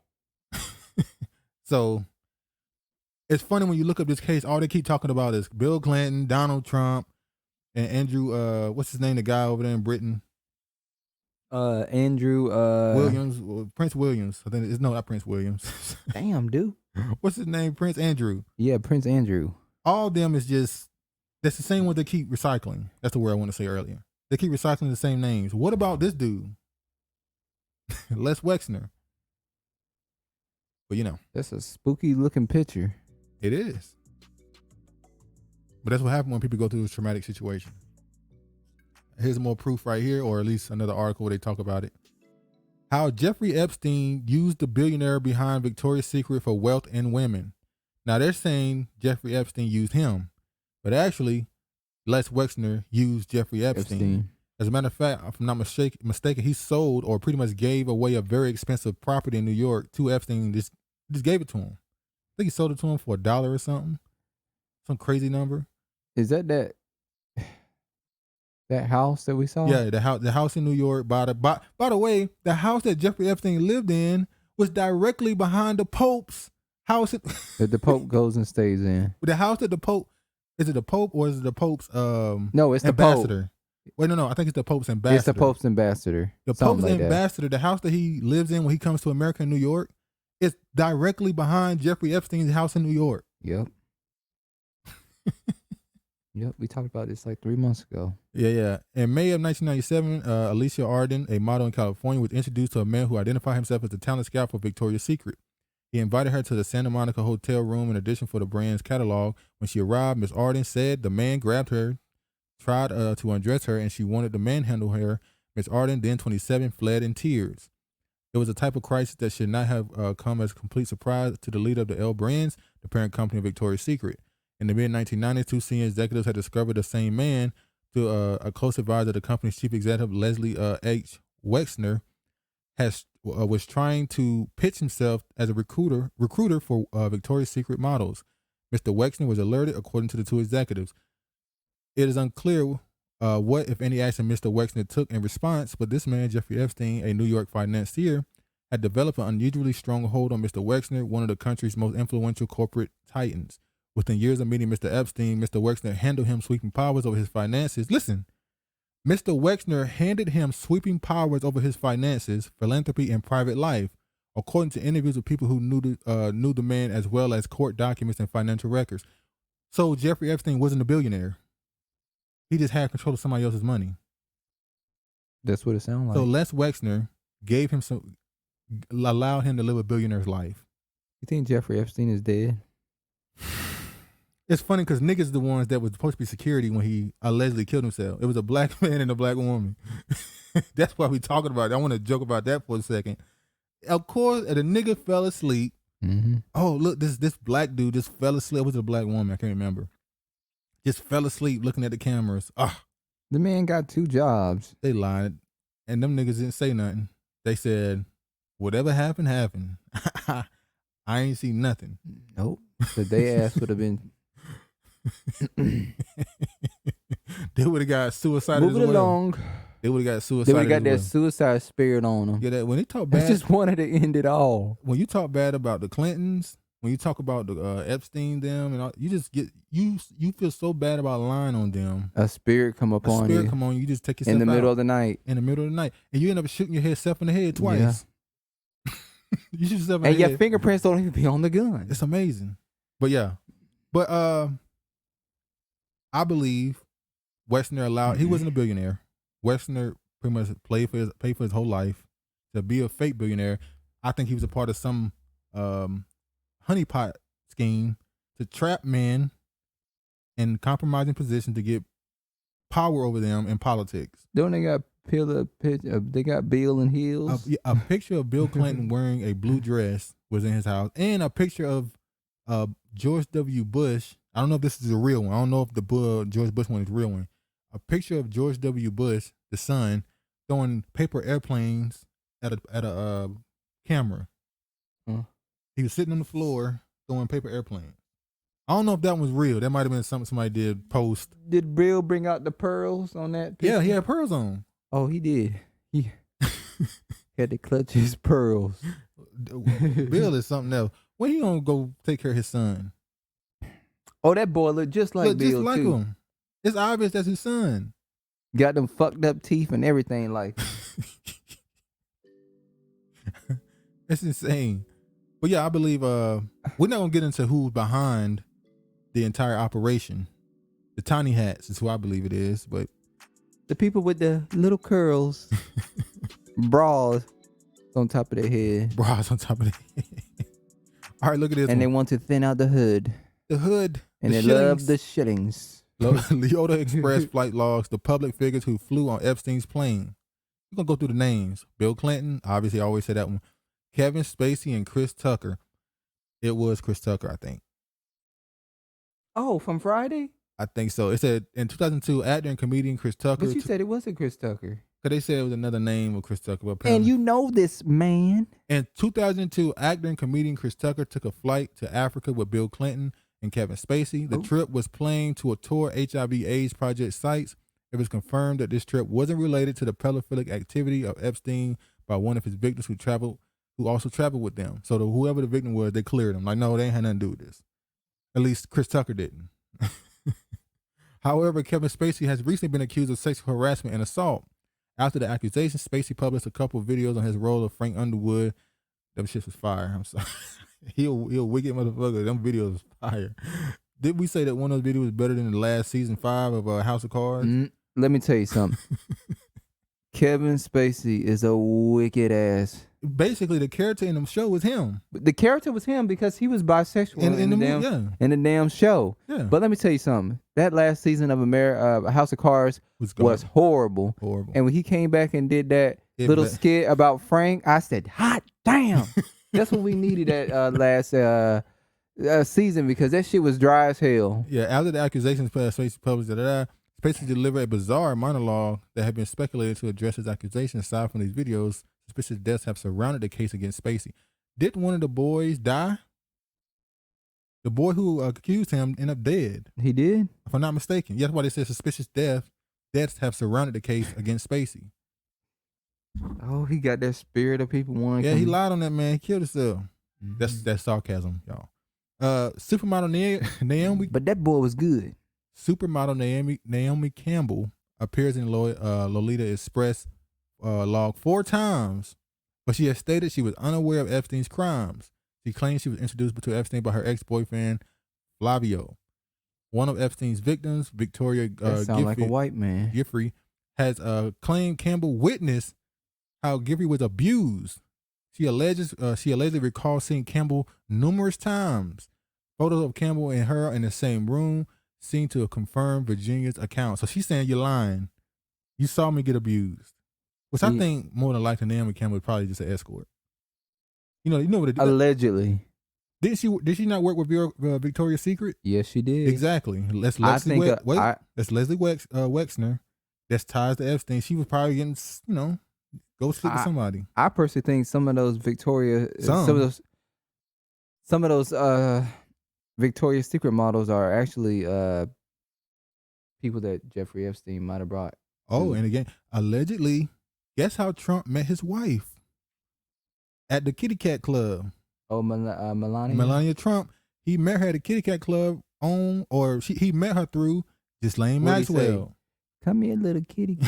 Allegedly, Trump met his wife at the Kitty Cat Club through Ghislaine Maxwell. Trump said, yeah. This stuff is all tied together. It's crazy. A lot of these people are escorts. Here are the other people. There's a PDF with all the names in it, but I ain't like there's John Luke Brunel, another model management person. That's the pilots here. They didn't put nearly the names in this article. They just gave me who they wanted. They gave you the popular people. They had to make sure they got Trump in there, boy. Yeah, just poor Trump can't catch a break. Can't catch a break. Trump's like, man, poor guy just loves his country. Yeah, they just trying to take down a patriot. Trump ain't shit. A Christian man with morals and values that just try to save this country and make it great again. Yeah, okay. Okay, Negro. Hold on. Oh, man. Oh, wait. All right, time for the next topic now. Damn, COVID again. Look, we're going to talk about this. This shit has changed society. You can't not talk about it. But Omicron COVID variant was in Europe before South African scientists detected and flagged it to the world. So they lied on poor little South Africa. Mm-hmm. It was already on other European. They finally admitting it. We said this last week. Yep. They finally admit they lied on little poor South Africa. Who did your job for you? Who found the variant, and you punished them for finding it. Now it's funny because the first thing Biden did was put travel bans on South African and a couple other African countries. Botswana. But when Trump shut the border down immediately from China. He was demonized. Xenophobia. This is, you don't want to lock yourself off from the rest of the world. This is not fair. How is it not the same thing? It's the same thing. And some of the African people are pissed. Oh yeah, they pissed off. They're trying Don't do this just to Africa. You know that I'm not being offensive when I use you know that they get very sensitive. Dutch health authorities announced on Tuesday that they found a new Omicron variant of the coronavirus in cases dating back as long as 11 days, indicating that it was already spreading in Western Europe before the first cases were identified in Southern Africa. Health Institute said it found Omicron in samples dating back to November 19th and the 23rd. Those findings predate the positive cases found among passengers who came to the South Africa last Friday and tested at Amsterdam airport. It is not yet clear whether the people concerned in earlier cases have been to Southern Africa, said, adding that individuals have been informed of their Omicron infections and that local health services had started contact tracing.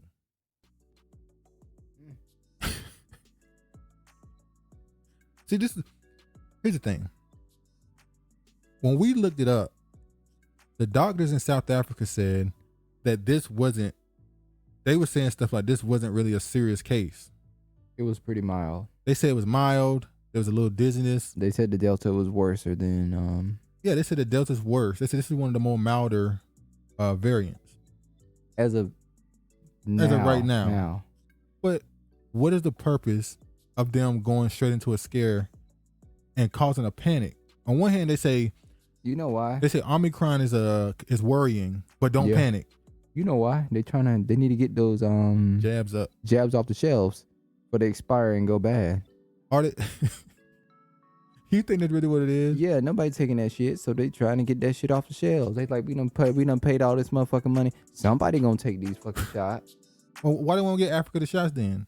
Nigeria, all these other countries, they paid the millions to get it, and they paid more money. They paid 20. They want to give them the AstraZeneca. They don't want to get them Pfizer and Moderna. An article was just released that said, yeah, AstraZeneca definitely impacts the heart.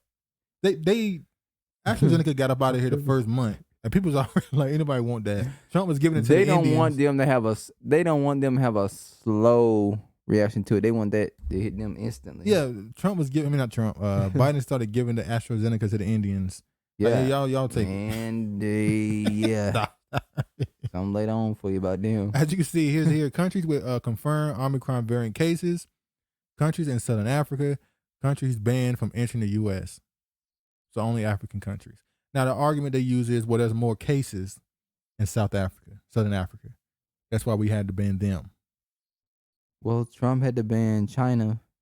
There was more cases. There's more cases, and allegedly by the way, that's where it came from. By the way, there's already 2 cases in There's 2 cases in America now of Omicron. That shit get here quick, don't it? It's in California. I wonder who brought it here. Now here's the crazy part. It's in California. Isn't California one of the more stricter states? Yeah. I don't know how they could say, well, I don't know how they could say it got here. We know we're not getting no shipping really, so. Oh yeah, the supply chain is just. Oh, but Biden said the shelves will be stocked for the holidays, folks. So I said, nigga, we got one left. Yeah, Biden said you will be able to get those presents for your family and loved ones this year. Well, I guess I'm saying there's one left. You actually got, it depends on what religion you are. You got Christmas, Kwanzaa. You buy stuff for Kwanzaa? Yeah, that's what. How many days in Kwanzaa? 12, right? Yeah, I don't think you buy people presents. Yeah, you do. For Every Kwanzaa. day it's a different gift. What? Yeah, ain't it? Nigga, you making up stuff. I can swear. I think you making up stuff. I'm pretty sure there's a holiday. Is it Kwanzaa or is it It's Kwanzaa. It's Hanukkah. It might be Hanukkah. Hanukkah, you give it. But I don't think you 7 buy. days. I don't think you buy people presents for Hanukkah and Kwanzaa. And Hanukkah, every day you give a different gift for 7 days into Christmas, don't you? Damn, that's worse than Christmas. That's worse than that false religion. Y'all can look that up. I'm sure I'm telling the truth right now. Shit. In Hanukkah, you buy a different gift every day for 7 days or something like that. We thought Christmas was bad. You buy the gifts and you give it to them every day. You give a different gift, something like that. That's more money though. It depends. That's why you probably get cheaper gifts. You buy somebody some socks, drawers, t-shirts, and drawers. That's 3 days right there. Pack of rubber bands. You see, majority of mumps cases are among the vaccinated, CDC finds. As many as 94% of children and adolescents who contract the highly contagious virus had been vaccinated. Mumps cases continue to circulate in the U.S., largely among vaccinated people, including children. Cases of mumps, once in common childhood illness, declined by more than 99% in the U.S. after a vaccine against the highly contagious respiratory infection was developed in 1967. Cases dropped to just 231 in 2003, down from more than 152,000 in 1968. But cases began climbing again in 2006 when 6,584 were reported. Most of them were in vaccinated people. So people who are vaccinated against mumps are getting mumps? Or people who are vaccinated against other things are getting mumps? It says majority of mumps cases are among the vaccinated. But it didn't say what's vaccine. So I'm guessing they mean mumps vaccine. So it's no longer a vaccine then, is it? I don't know. This shit changes every day. It's hard to keep up with this shit. The lies. The lies. The lies. By the way, okay, this is, let me see. Yeah, this right here is a big one right here. Let me show y'all this. This is the cumulative analysis of post-authorization adverse event report. This is from Pfizer. This is what they released. Okay, what was that? 2 weeks ago, maybe? We talked about Pfizer being asked to release the report for the authorization of their vaccine. They asked for 55 years. They said, give us 55 years to release it. We'll have it done by I think it was 2074 or something. And they give you, they said they're going to give you 500 pages a month. This is supposedly the first batch of papers to how they found a way to get authorization for their vaccine. The studies they got, the tests and all this stuff, the numbers, right? And look at this. We're just going to go straight down. Right here, it say relevant cases. 42,000. So I'm guessing that's the amount of people they had in their test. 29,000 were female. 9,000 were male. Damn. You got the ages there. But look at this. Case outcome. Let me zoom in. 19,582 recovered or recovering. Recovering with sequela. That's a previous diagnosis of some other thing. 520. Not recovered at the time of report, 11,000. Fatal, 1,200. Unknown, 9,400. Listen, that means based off of these numbers, maybe I'm not reading this graph correctly. I'm gonna go further down. 3% of the people died. That's more people. That percentage is worse than not getting it. But this is just the test part. We're gonna keep going down. See here, they go through the pain, all the other injuries they will receive, infections, COVID-19. So people who got COVID, headaches, dizziness, as you can see, cough, all the other stuff. Watch this. Where's it at? Let me go down.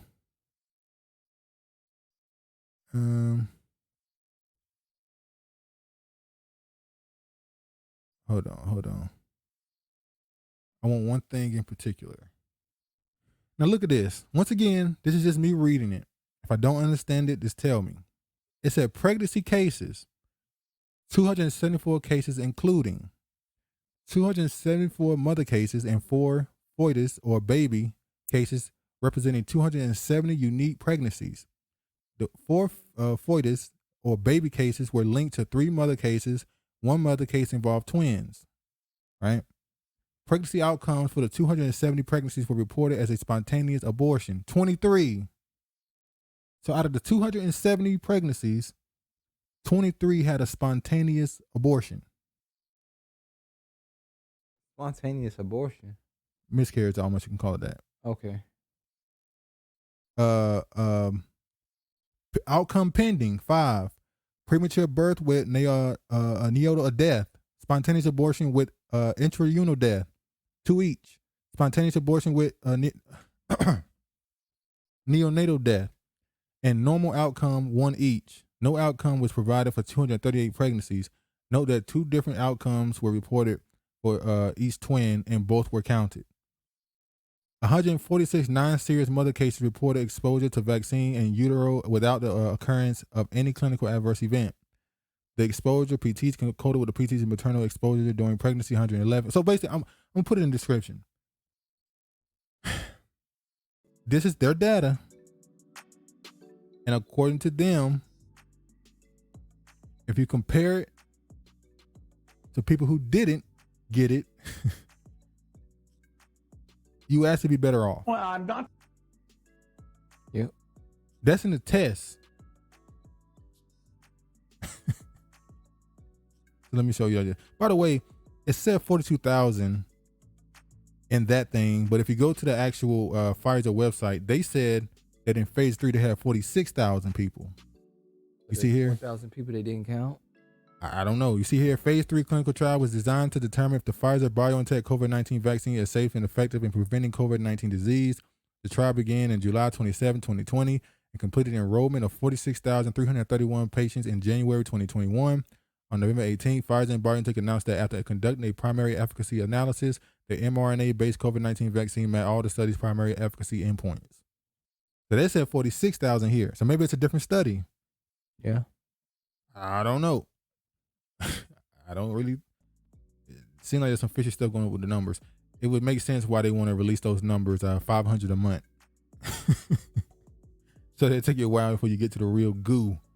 What's going on? A lot of digging. Let me show you what Bill Gates had to say about people and what this global vaccination thing is really about. Well, I'm not sure that, this was an interesting case test of people's trust in their politicians or their health system. And, statistically, we didn't do as well as I would have expected. In fact, I'm cited as some, mastermind of some evil plot in many, many cases. So, no, I didn't expect any of that. In some ways, the politicization of, taking vaccines and helping protect other people, you could almost say that's a step backwards. I hope vaccine acceptance for other diseases like measles is not reduced by this.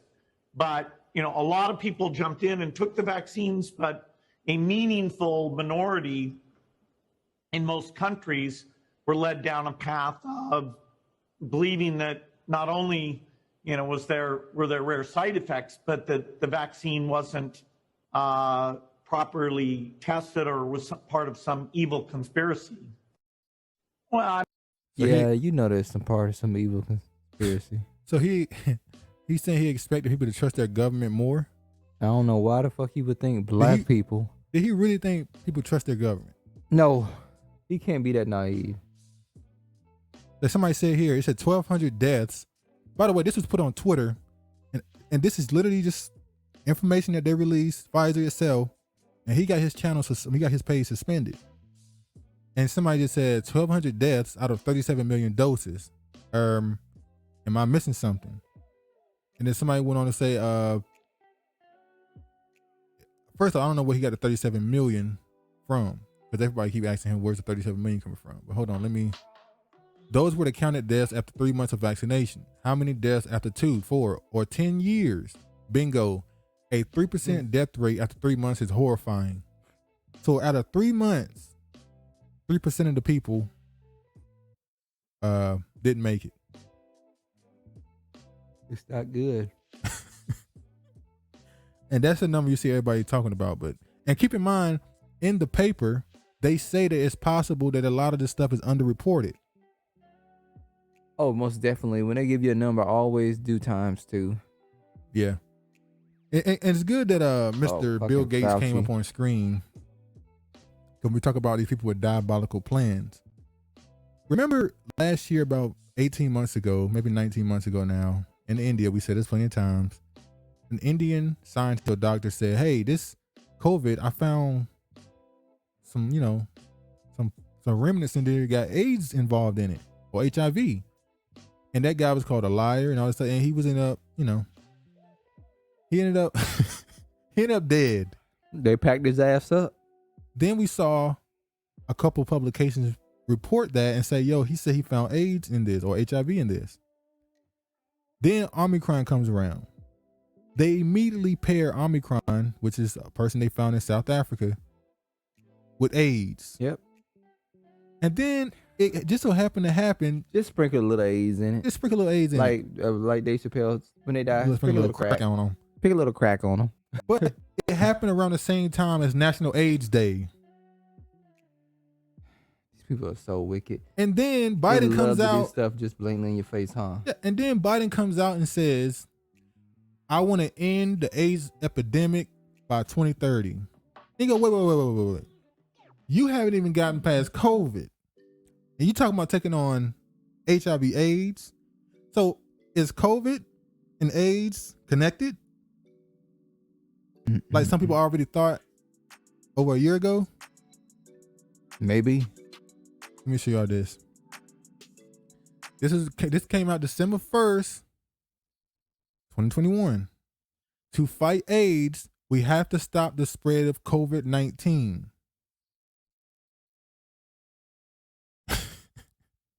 What?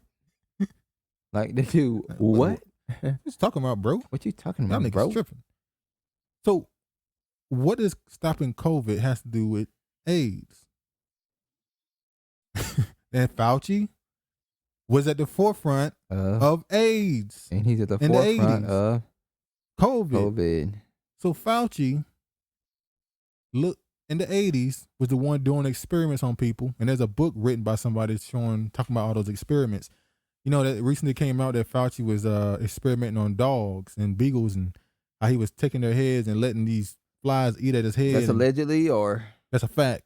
That's a study. That was facts. We don't got the article up, so we're gonna say allegedly. But allegedly, he was doing experiments, not maybe to that extent. He was doing experiments in the 80s with AIDS people, AIDS patients. So same guy, still around. Same guy, same shit. Zambia's local health clinics are usually busting with the sounds of patients, nurses, and doctors. When COVID hit, the noisy clinic corridors were rapidly replaced with eerie silence. People are not afraid to go to health facilities, said the head of advocacy planning and development of Churches of Health Associated in Zambia, the largest non-governmental health provider in Zambia. At the same time, how do they come to a health facility with the assurance that they will be safe? They are safe. The answer is we must fight two global health crises, AIDS and COVID, at once. So AIDS just popped back up in the damn headlines? AIDS is now, it's just a thing now. Last time we heard about AIDS when the baby got on stage and said something and got people mad about, shout out to all he said, shout out to all the gay people ain't got AIDS and ain't dirty and all that stuff. So he brought that up too. He was the first person that brought it up that made it a big name in the media to talk about it. I tell you what, everybody got a storyline to fulfill, a role. You see here, as we mark AIDS Day on Wednesday, American life has been slowly returning to normal, but elsewhere, particularly in countries across sub-Saharan Africa, like South Africa, where scientists first discovered a new variant of coronavirus called Omicron, the pandemic still poses a great threat. Whereas more, in some sub-Saharan countries like Botswana, vaccines are in short supply and fear is abundant. In order to defeat AIDS and COVID, our leaders must treat these twin crises like global emergencies they are. Sub-Saharan? Botswana is East Africa. That's not considered a sub-Saharan. Maybe it is. Sub-Saharan Africa is West Africa. Central Africa. Is it just West Africa? I think it's West Africa. Central Africa. Central Botswana and is South. Central Africa. Botswana is East Africa, ain't it? Oh, Lord, they're going to say we don't know our geography. I don't give a damn. After nearly 2 years after tackling both AIDS and COVID-19 simultaneously, a sober truth has emerged. Okay, Botswana is South Africa. Yeah. We got I got my shit wrong. Yeah, it's not Sub-Saharan Africa. But after nearly 2 years of tackling both AIDS and COVID-19 simultaneously, a sober truth has emerged, preserving a catalyzing 2 decades of progress on AIDS will require stopping the spread of COVID-19 first. World leaders have coalesced around the goal of vaccinating 70% of the world's population by September 2022. Wait, hold on. They said they need to vaccinate 70% of the world's population by September 2022. Good luck.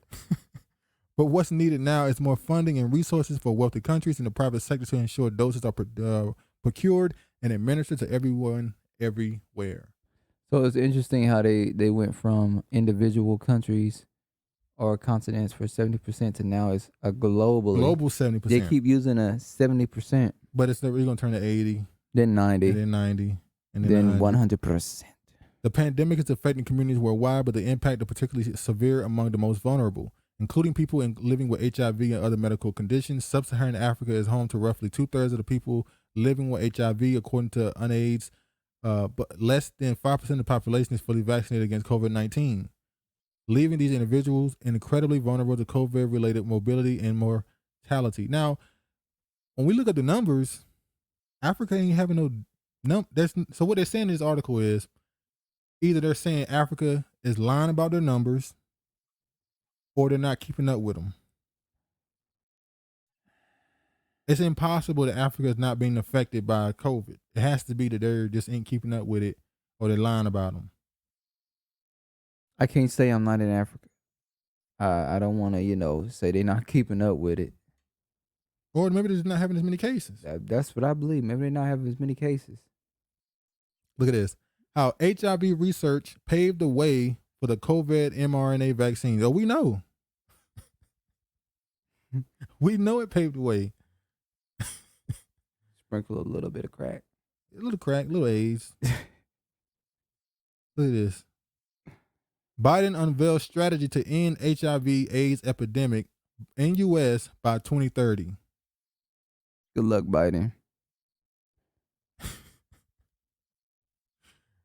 To commemorate World AIDS Day on Wednesday, President Joe Biden unveiled an updated national strategy to fight the disease, which included a lofty goal of ending the epidemic in the United States by the start of the next decade. The White House announced a whole of society strategy, which incorporates the latest data, prevalence, and trends and expands the focus on addressing social detriments that influence HIV risk and outcomes. Social detriments. That's like lifestyles.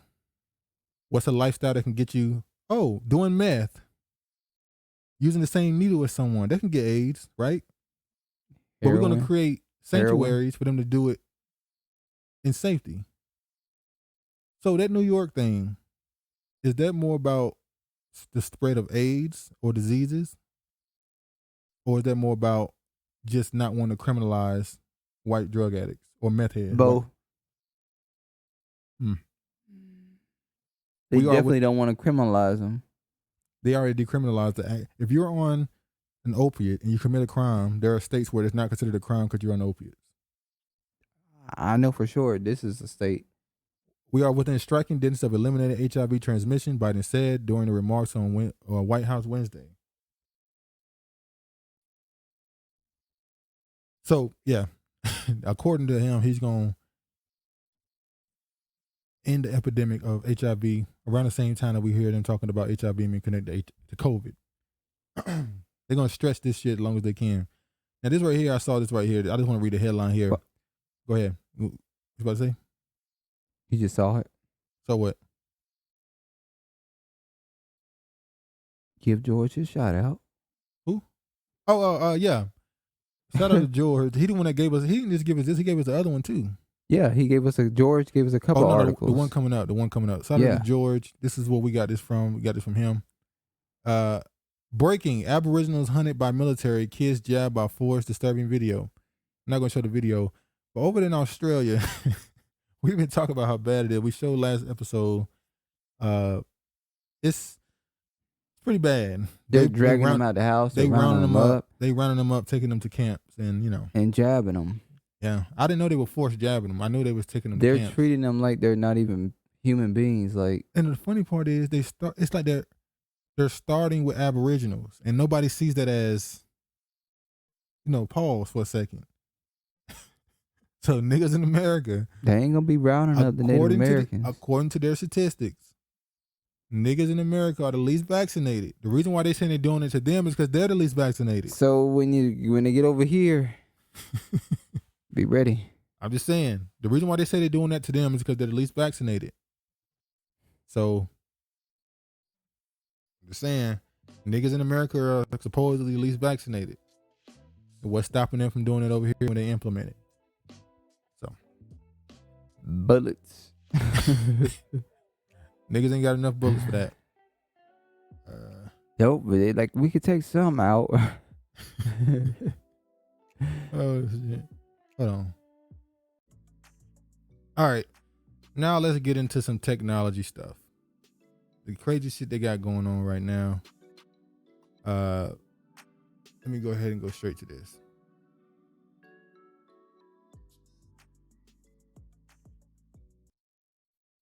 World's first living robots can now reproduce, scientist says. You hear that shit, you go reproduce. Experiment shows that the organisms can swim out into their dish, find other single cells, and assemble baby xenobots. These people getting scarier and scarier. It's going further and further. That's what it's doing. Let me go ahead and it's going further and further. The world's first living robots, known as xenobots, can now reproduce, U.S. scientists have revealed. Details about robots creating their heart and skin stem cells from the African clawed frog were unveiled last year after experiments showed they could move and self-heal. Now the scientists at Tufts University of Vermont, and Harvard, who made the xenobots, say that tiny blobs can also self-replicate. The results of how the new research was published in the proceedings in the National Academy of Sciences on Monday. Experiments show that the organisms can swim out into their dish, find other single cells, and assemble baby xenobots. A few days later, the babies become new xenobots that look and move just like the initial creation. And there they go right there. The new xenobots can then go out and self-replicate again, according to scientists. Xenobots are less than a millimeter wide, are designed on a computer and hand assembled. The scientists said they were stunned to learn that tiny blobs could spontaneously replicate. Now, what they got to tell me is the fact that they're telling us about this. They've been doing it. Yeah, this is about a decade old. Maybe, yeah, they were very surprised. Maybe a couple decades old. So, I'm asking already, is it possible the United States military has soldiers that can replicate themselves or can heal themselves? Yes. This is y'all. I'm in conspiracy area. Matter of fact, there was a show on Netflix. You mean? Remember, there was a special group of people that every time something happened to them, they would heal themselves. Oh yeah, Charlie Theron. Yeah, Theron, I think. Something like that. What's the name of that movie? Yeah, I know you're talking about. It's a TV show. They couldn't die. They could literally get shot up. No, it was a movie. It wasn't a TV show. It was a movie. It was a movie. They could get shot up and they'll just die. And some of them, they just randomly become these things. They chosen. Then after some point, it just don't work no more. Well, for her, it didn't work no more. We don't know why. No, all of them. At some point, it don't work no more. Okay. But she was the first one. She had been around for 300-400 years. Yeah, something like that. 400. Anyway, 400 years, baby. But I'm gonna, like I said, if they're telling you about it, it's way further along than they're leading on. So when we look at people like Bill Gates, do he has any connection to this technology? Probably so. So what is this plans? What are the plans do they have with this technology? I think probably this technology to be the new military. We already know the military is number one. Society in general. But we Maybe know they are new workers. We know they're creating lungs, if I'm not mistaken, and livers out of pigs.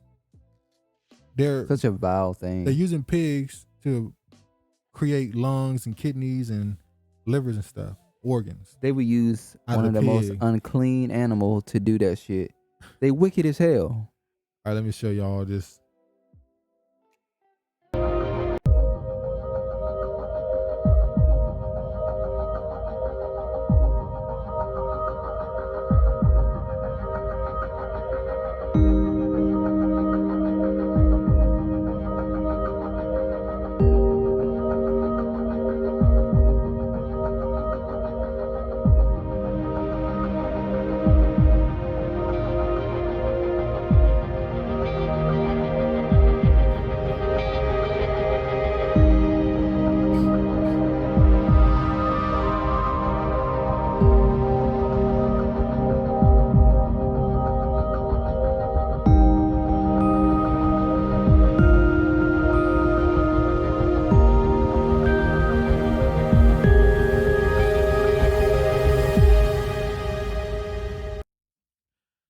these people gonna keep looking until they find. They always worried about what's out there.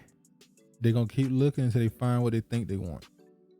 Some things is beyond your understanding. This is another article given to us by George. Shout out to him. Look at this right here. The robot company will pay you $200K if you forfeit the right to your face and your voice. No, thank you. The largest service robotic manufacturers in Northern and Eastern Europe is offering $200K US for the individual who is willing to forfeit the rights to their face and their voice to spearhead the development of the next robot. Since making its first steps in 2013, according to the Russian company's website, it is reportedly being the most recognized for its production of humanoid robots, such as the Android Robo-C, an ambitious project which allows individuals to purchase and customize a robot that can emulate the appearance of anyone. Remember that video situation where you can take a video, what's it called, deep fake.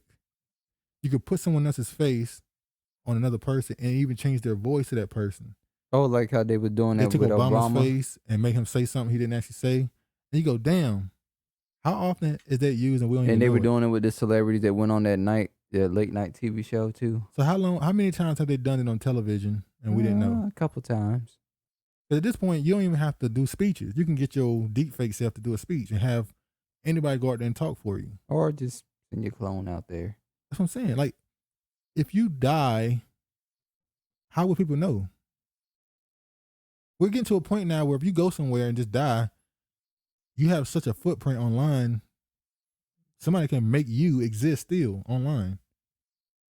We already know they got bots on like Twitter and Instagram and Facebook that absorbs the information of people having conversations with each other and use it to speak to you. There are certain accounts on social media that are complete bots. They seem like they're real people. It's a bot. Have conversations back and forth with you and everything. Yeah, they try to do that with these food vendors. I think they were so short that they started using bots to like take orders or if you have a whatever. And I had one morning. Yeah. And I noticed, I said, this is a bot Now, because it kept repeating itself over and over. It couldn't process. And then I was like, I just hung up the phone. I was literally on there for like 45 minutes trying to get this done with a bot. And I told him, I said, you guys had a bot on here, didn't you? Because I completely tell it was a person I was talking to the second time. Remember, I called the tax office. What was it called?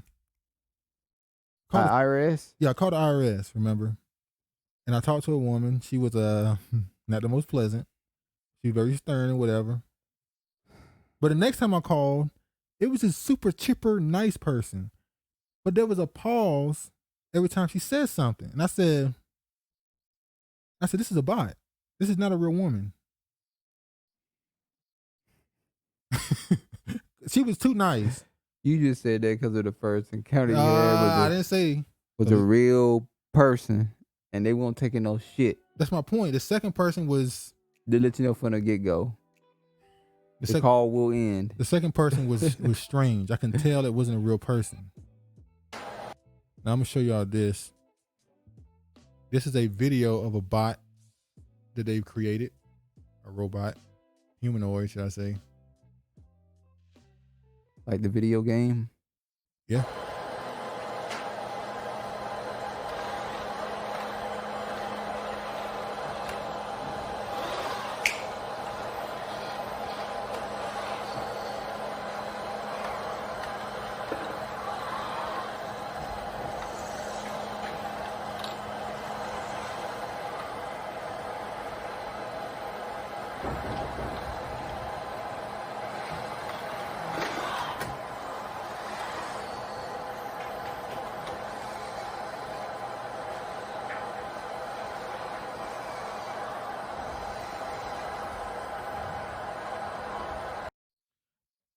I can't remember what city it is that has robo dogs. There's a city that has robo dogs. And it was like, why would a police station put in service a robot dog? Was that in Washington, D.C.? I don't know if it was Washington, New York, maybe it was Detroit or something. And you just go, this thing is gonna kill somebody. Yeah. It's gonna chase somebody down. Wait, what's the plan with this thing? You know what the plan Are you is. gonna put a weapon on? Are you gonna weaponize it, or is it just to track people? Wait, I think it already come with a weapon built inside of it. I don't know about that, but this technology thing is going kind of far. Here's 2 more in the technology column. Look at it, MIT News. I saw this article. This article came out in 2019, but I think I saw it 2020, maybe early 2020. I remember this article. I had it saved on my phone. You see here, it says storing medical information below the skin surface. Specialized invisible dye delivered along the vaccine could enable on-patient stores of vaccination history to save lives in regions where paper and digital records aren't available. This is December 18th, 2019. This is like 3 months before the pandemic. You said the pandemic started because you felt like you got sick in November of 2019. A lot of black people I've seen say the same thing. Late November, I got so sick out of nowhere. I had a fever. I had a headache. I had a stuffy nose. Now, that's not really the symptoms I've seen of COVID. Maybe I had a flu. I don't know. I ain't never been that. It wasn't like so sick, oh my God. But it was the sickest I ever been. I ain't been that. I'm not a person to get really, really sick. So, but anyway, they want to take your vaccination record and use a quote unquote invisible ink to place your results in your skin with this ink. So that all you gotta do is wave your hand in front of something and it'll tell people all your vaccinations and all that stuff. Well, they were talking about that years ago, how they wanted to make it where your medical information would be stored underneath your skin. So when you go into there, you just scan it. Yeah, and there's another article where they said they want to use it on kids. It was also written in 2019, the same time, around the same time. Same people, MIT. So you go, it's just kind of funny how this came out right before the pandemic. Yep. That's all I'm saying. That's just funny to me. Came out right before the pandemic or right when the pandemic began. Yeah, right at the spearhead of it, son. Hold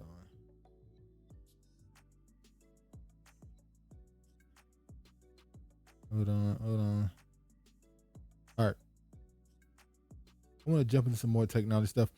Twitter CTO Parag will replace Jack Dorsey as CEO. If you know, Jack Dorsey stepped down from Twitter.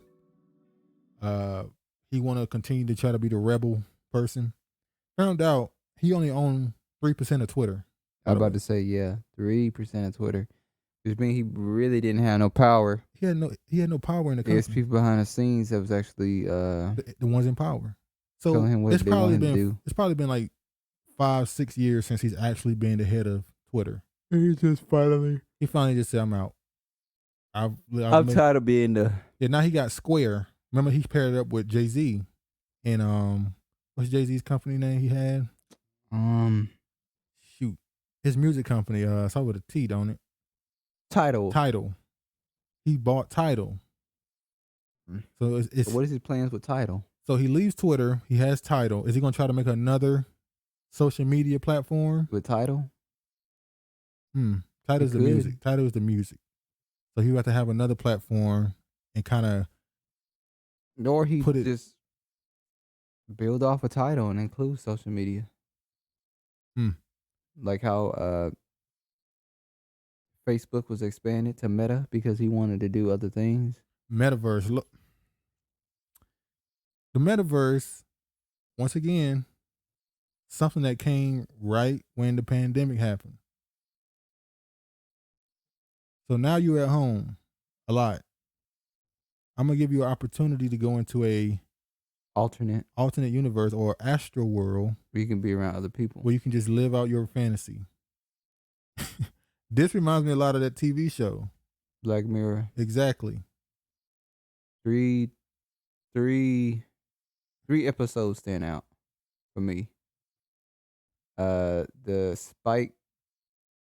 What's the name of the episode? Spike something. That's with Anthony Mackie. Nobody the, liked that one. The one where his homie was playing the game with him.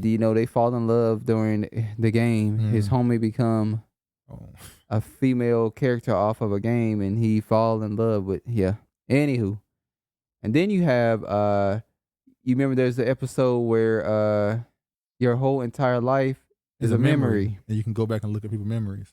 So if you cheat on somebody, they go, "Oh, let me see your memory." What was you doing black woman. Oh my God. Nigga, let me see your memory. I lost it. Nigga, how you can't lose your memory. It's in the back of your ear. Give me the damn chip. Let me see the memory. I'm telling you, man, it ain't like that. I ain't got it. You know how that would go. And then the third one, now you remember China already implemented this, a credit score. Social credit score, yeah. That was, do you remember the white woman? Whose dream man was we're not even going to get into that. Was a black man. Which is not screens for them. But anyway, where your credit score is judged by the public. Yeah, the public can drop your score. So you have to be super nice. You have to be super cheerful. You have to be fake at all times. You can't ever, be honest. Be honest, because if you do, but if you notice in that show, the black people had terrible credit scores. All the black people had bad scores because niggas got to keep it real. Remember when he was trying to get into work? And she said, and dropped his score. He was looking at her like, bitch, help me.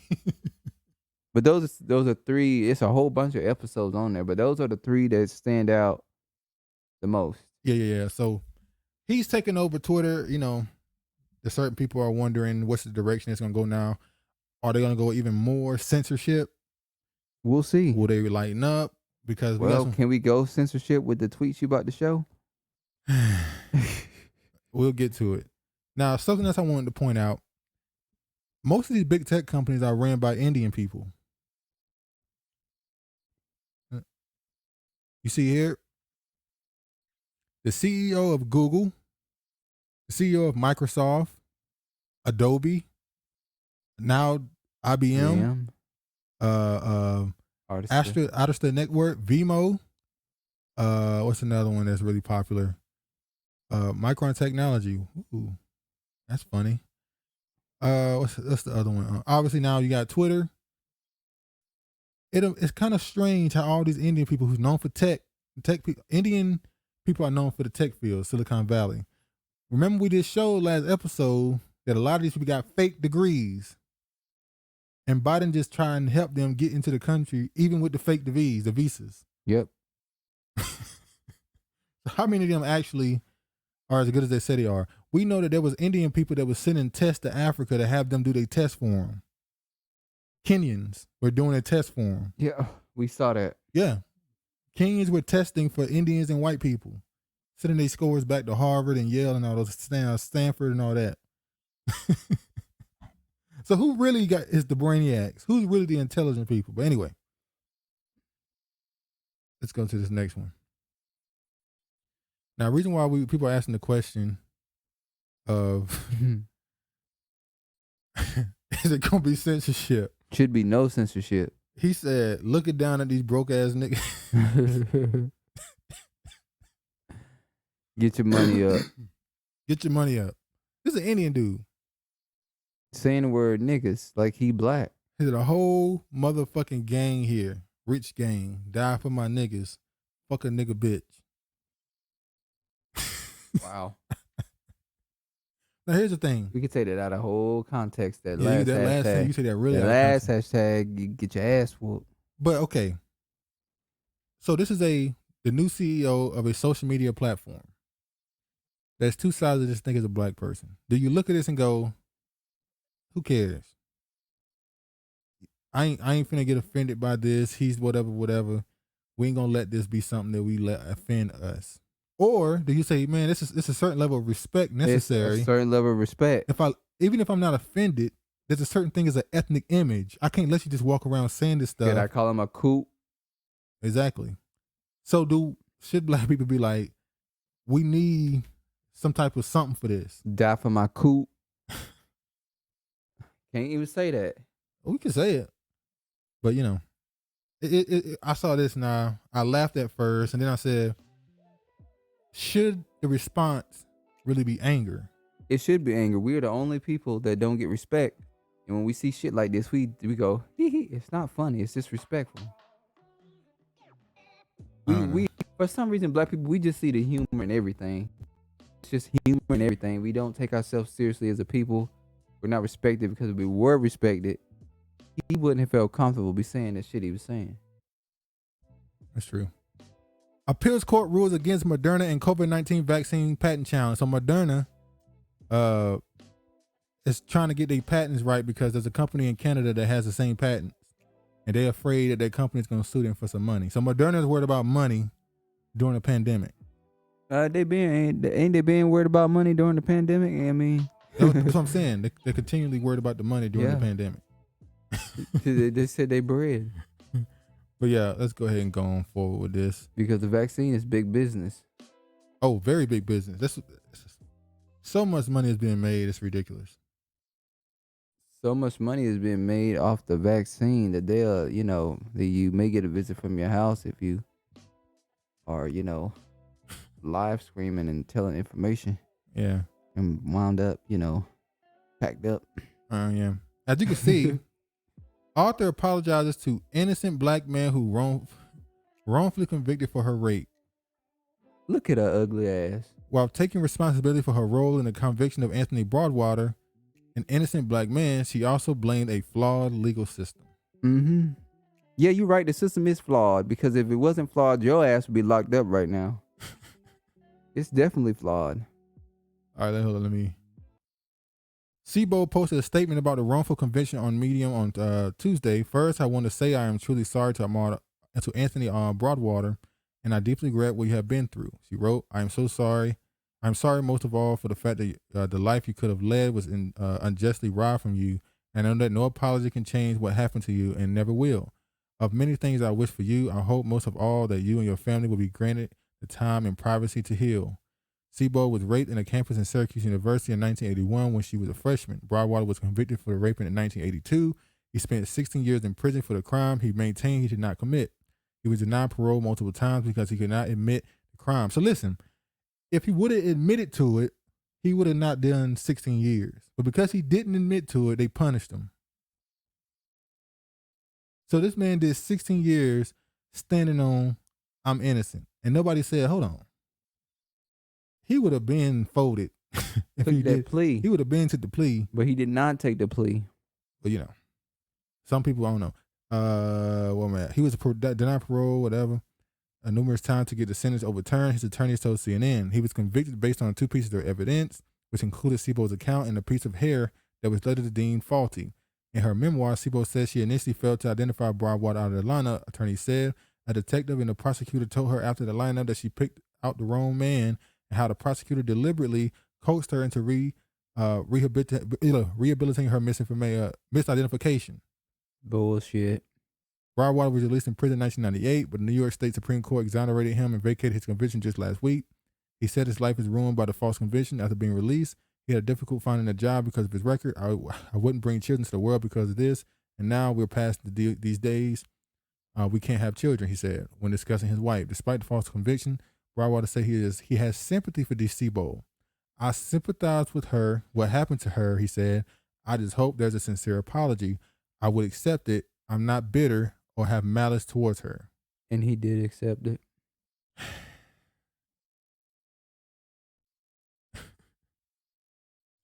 Which part is it? You want to read this part? No. You don't even need to read the whole thing. Yeah. She already said, it has taken me, what the hell? No, thank you.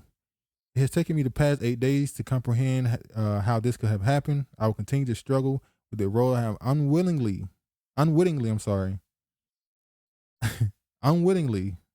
played within a system that sent an innocent man to jail. I will also grapple with the fact that my rapist will, in all likelihood, never be known, may have gone on to rape another woman, and certainly will never serve time in prison that Mr. Broadwater did. No accountability. None. She concludes by saying, throughout my life, I've always tried to act with integrity and speak from a place of honesty, and so I state here clearly that I will remain sorry for the rest of my life, and while pursuing justice through the legal system, my own misfortune resulted in Mr. Broadwater's unfair conviction, for which he has served not only 16 years behind bars, but in ways that further serve to wound and stigmatize nearly a full life sentence. How can she say that she's always tried to act with integrity and speak from a place of honesty? You would have when she said back the then, cops pretty much told her, and she didn't say nothing. And you didn't say anything and speak on this man's behalf and go, "Hey, I kind of." She wrote it in her book, but she didn't go and fight. Like, hold on. No, she should have said, "I'm not sure. Yeah, I'm not gonna pick him. I'm not gonna pick this if he's innocent. I can't do it." So he could be the first to read it. Broadwater said was sent a copy of Sebold's apology before it was published. He told the Syracuse Post-Standard, "It comes sincerely from her heart," he said. "She knowingly admits what happened. I accept her apology." That did not come sincerely from her heart. She was being pressured by the fucking media to say something, and she had to come out and say something. Let's be honest. Sad, man. Like, that's a lawsuit. I'm not necessarily that's a lawsuit for her, but that's a lawsuit for that police department because she's coming out and pretty much saying they coerced me to do it. They coerced me to do it. They told me to do it. What's make you wonder what was their whole thing? Just to get a black man locked up. That was their whole thing. Like, damn. But particularly him for some reason. Yeah, they wanted his ass. Look at this. Now this is a whole different story. A third man is exonerated in a debunked 30-year-old murder investigation. 2 others are suing the city. 3 men were convicted of a series of 1989 murders based on the word of a 19-year-old informant who said he was coerced with a threat of a death penalty.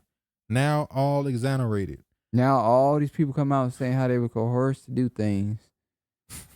Well, I don't know if he's just saying it now, but these people, how many cases has there been in the last 2 months of people being exonerated and released from prison? A lot. And I'm pretty sure we at about 11 now. They all black men. All black men. So you have to say how many black men are actually locked up that should not be locked do up. Nothing. How many of these men are really in prison because it was just in the wrong place at the wrong time? Or they just want them to be slaves. Yeah. Lock them up. Need some workers. Need some workers. Go out on the street, see who you can find. Stop and frisk. And I'm just going to talk over the other case. There's a case where the guy, Jacqueline Avant, the wife of who they call the Godfather in the industry. This guy, apparently he's the big man amongst actors, athletes, activists. Everybody see him as the big dog, and his wife was killed in a break-in. They found the dude, and if you look at the picture, they found him because he shot himself in the foot. And when you see the picture of them pulling him out of the house or how they captured him, he looks insane. I'm just saying. We might go into this story in another video. I just want to talk about that because very strange situation that happened there, and unfortunate as well. Jury sees video of Juicy Smollett in Dried Run a day before alleged hate attack. So let me get this straight. This dude, he's so into his acting. He's a craft. He's such a thespian that he first went and acted it out to get it right. That's how you know he is an actor. He is an actor. He studied his scene. He studied the scene, and then it's a video of it. And he's still saying, by the way, I'm not guilty. Well, you said he may not be guilty.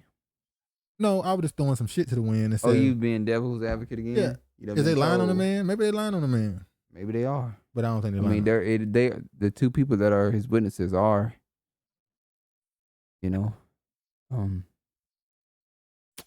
countries known for scamming. I'm just going to say that. Oh, shit. You better leave them alone? The 2 dudes that said he lied and convinced him to do it? Yep. Oh, man. I was going to show the video. I don't want to load now. And forget it. We know the 2 Nigerian dudes that that played as the attackers on a Chicago night at like minus 40 in south side of Chicago. Juicy was just out getting a sandwich or something, right? Man, Juicy out there. All right. He did all that possibly. It's possible he did all that. 1, not get kicked off the show. They have his role extended or to another show. 2, because they want to pass that anti-lynching bill, that gay bill. Yep. that Obama helped him get through, helped him get out of the situation. Remember, the cases was dropped, and then they got picked back up. So Obama couldn't protect them no more. I can't. But yeah, that's just, niggas knew that story was fake. Niggas knew it. Shout out to Mr. Joe Budden was the first celebrity I saw come out and say he lying. Yep.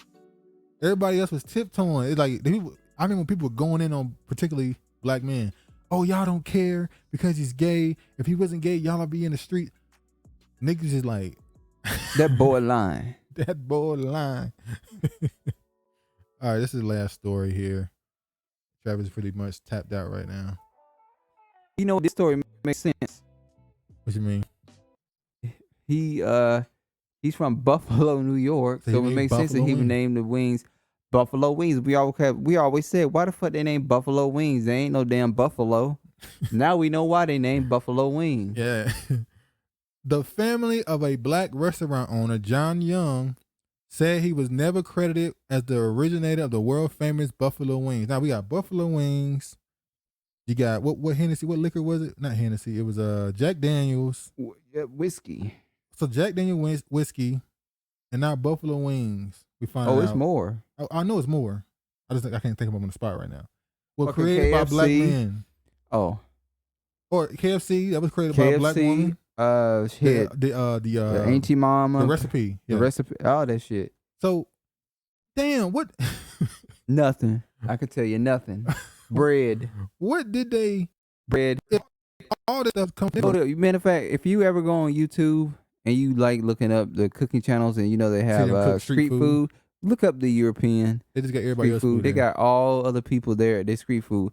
If you go to any other country, China, Japan, Korea, India, they only have their people there cooking food on the street foods. But Europe, they got meat and bread. Meat and bread, raw meat cooked.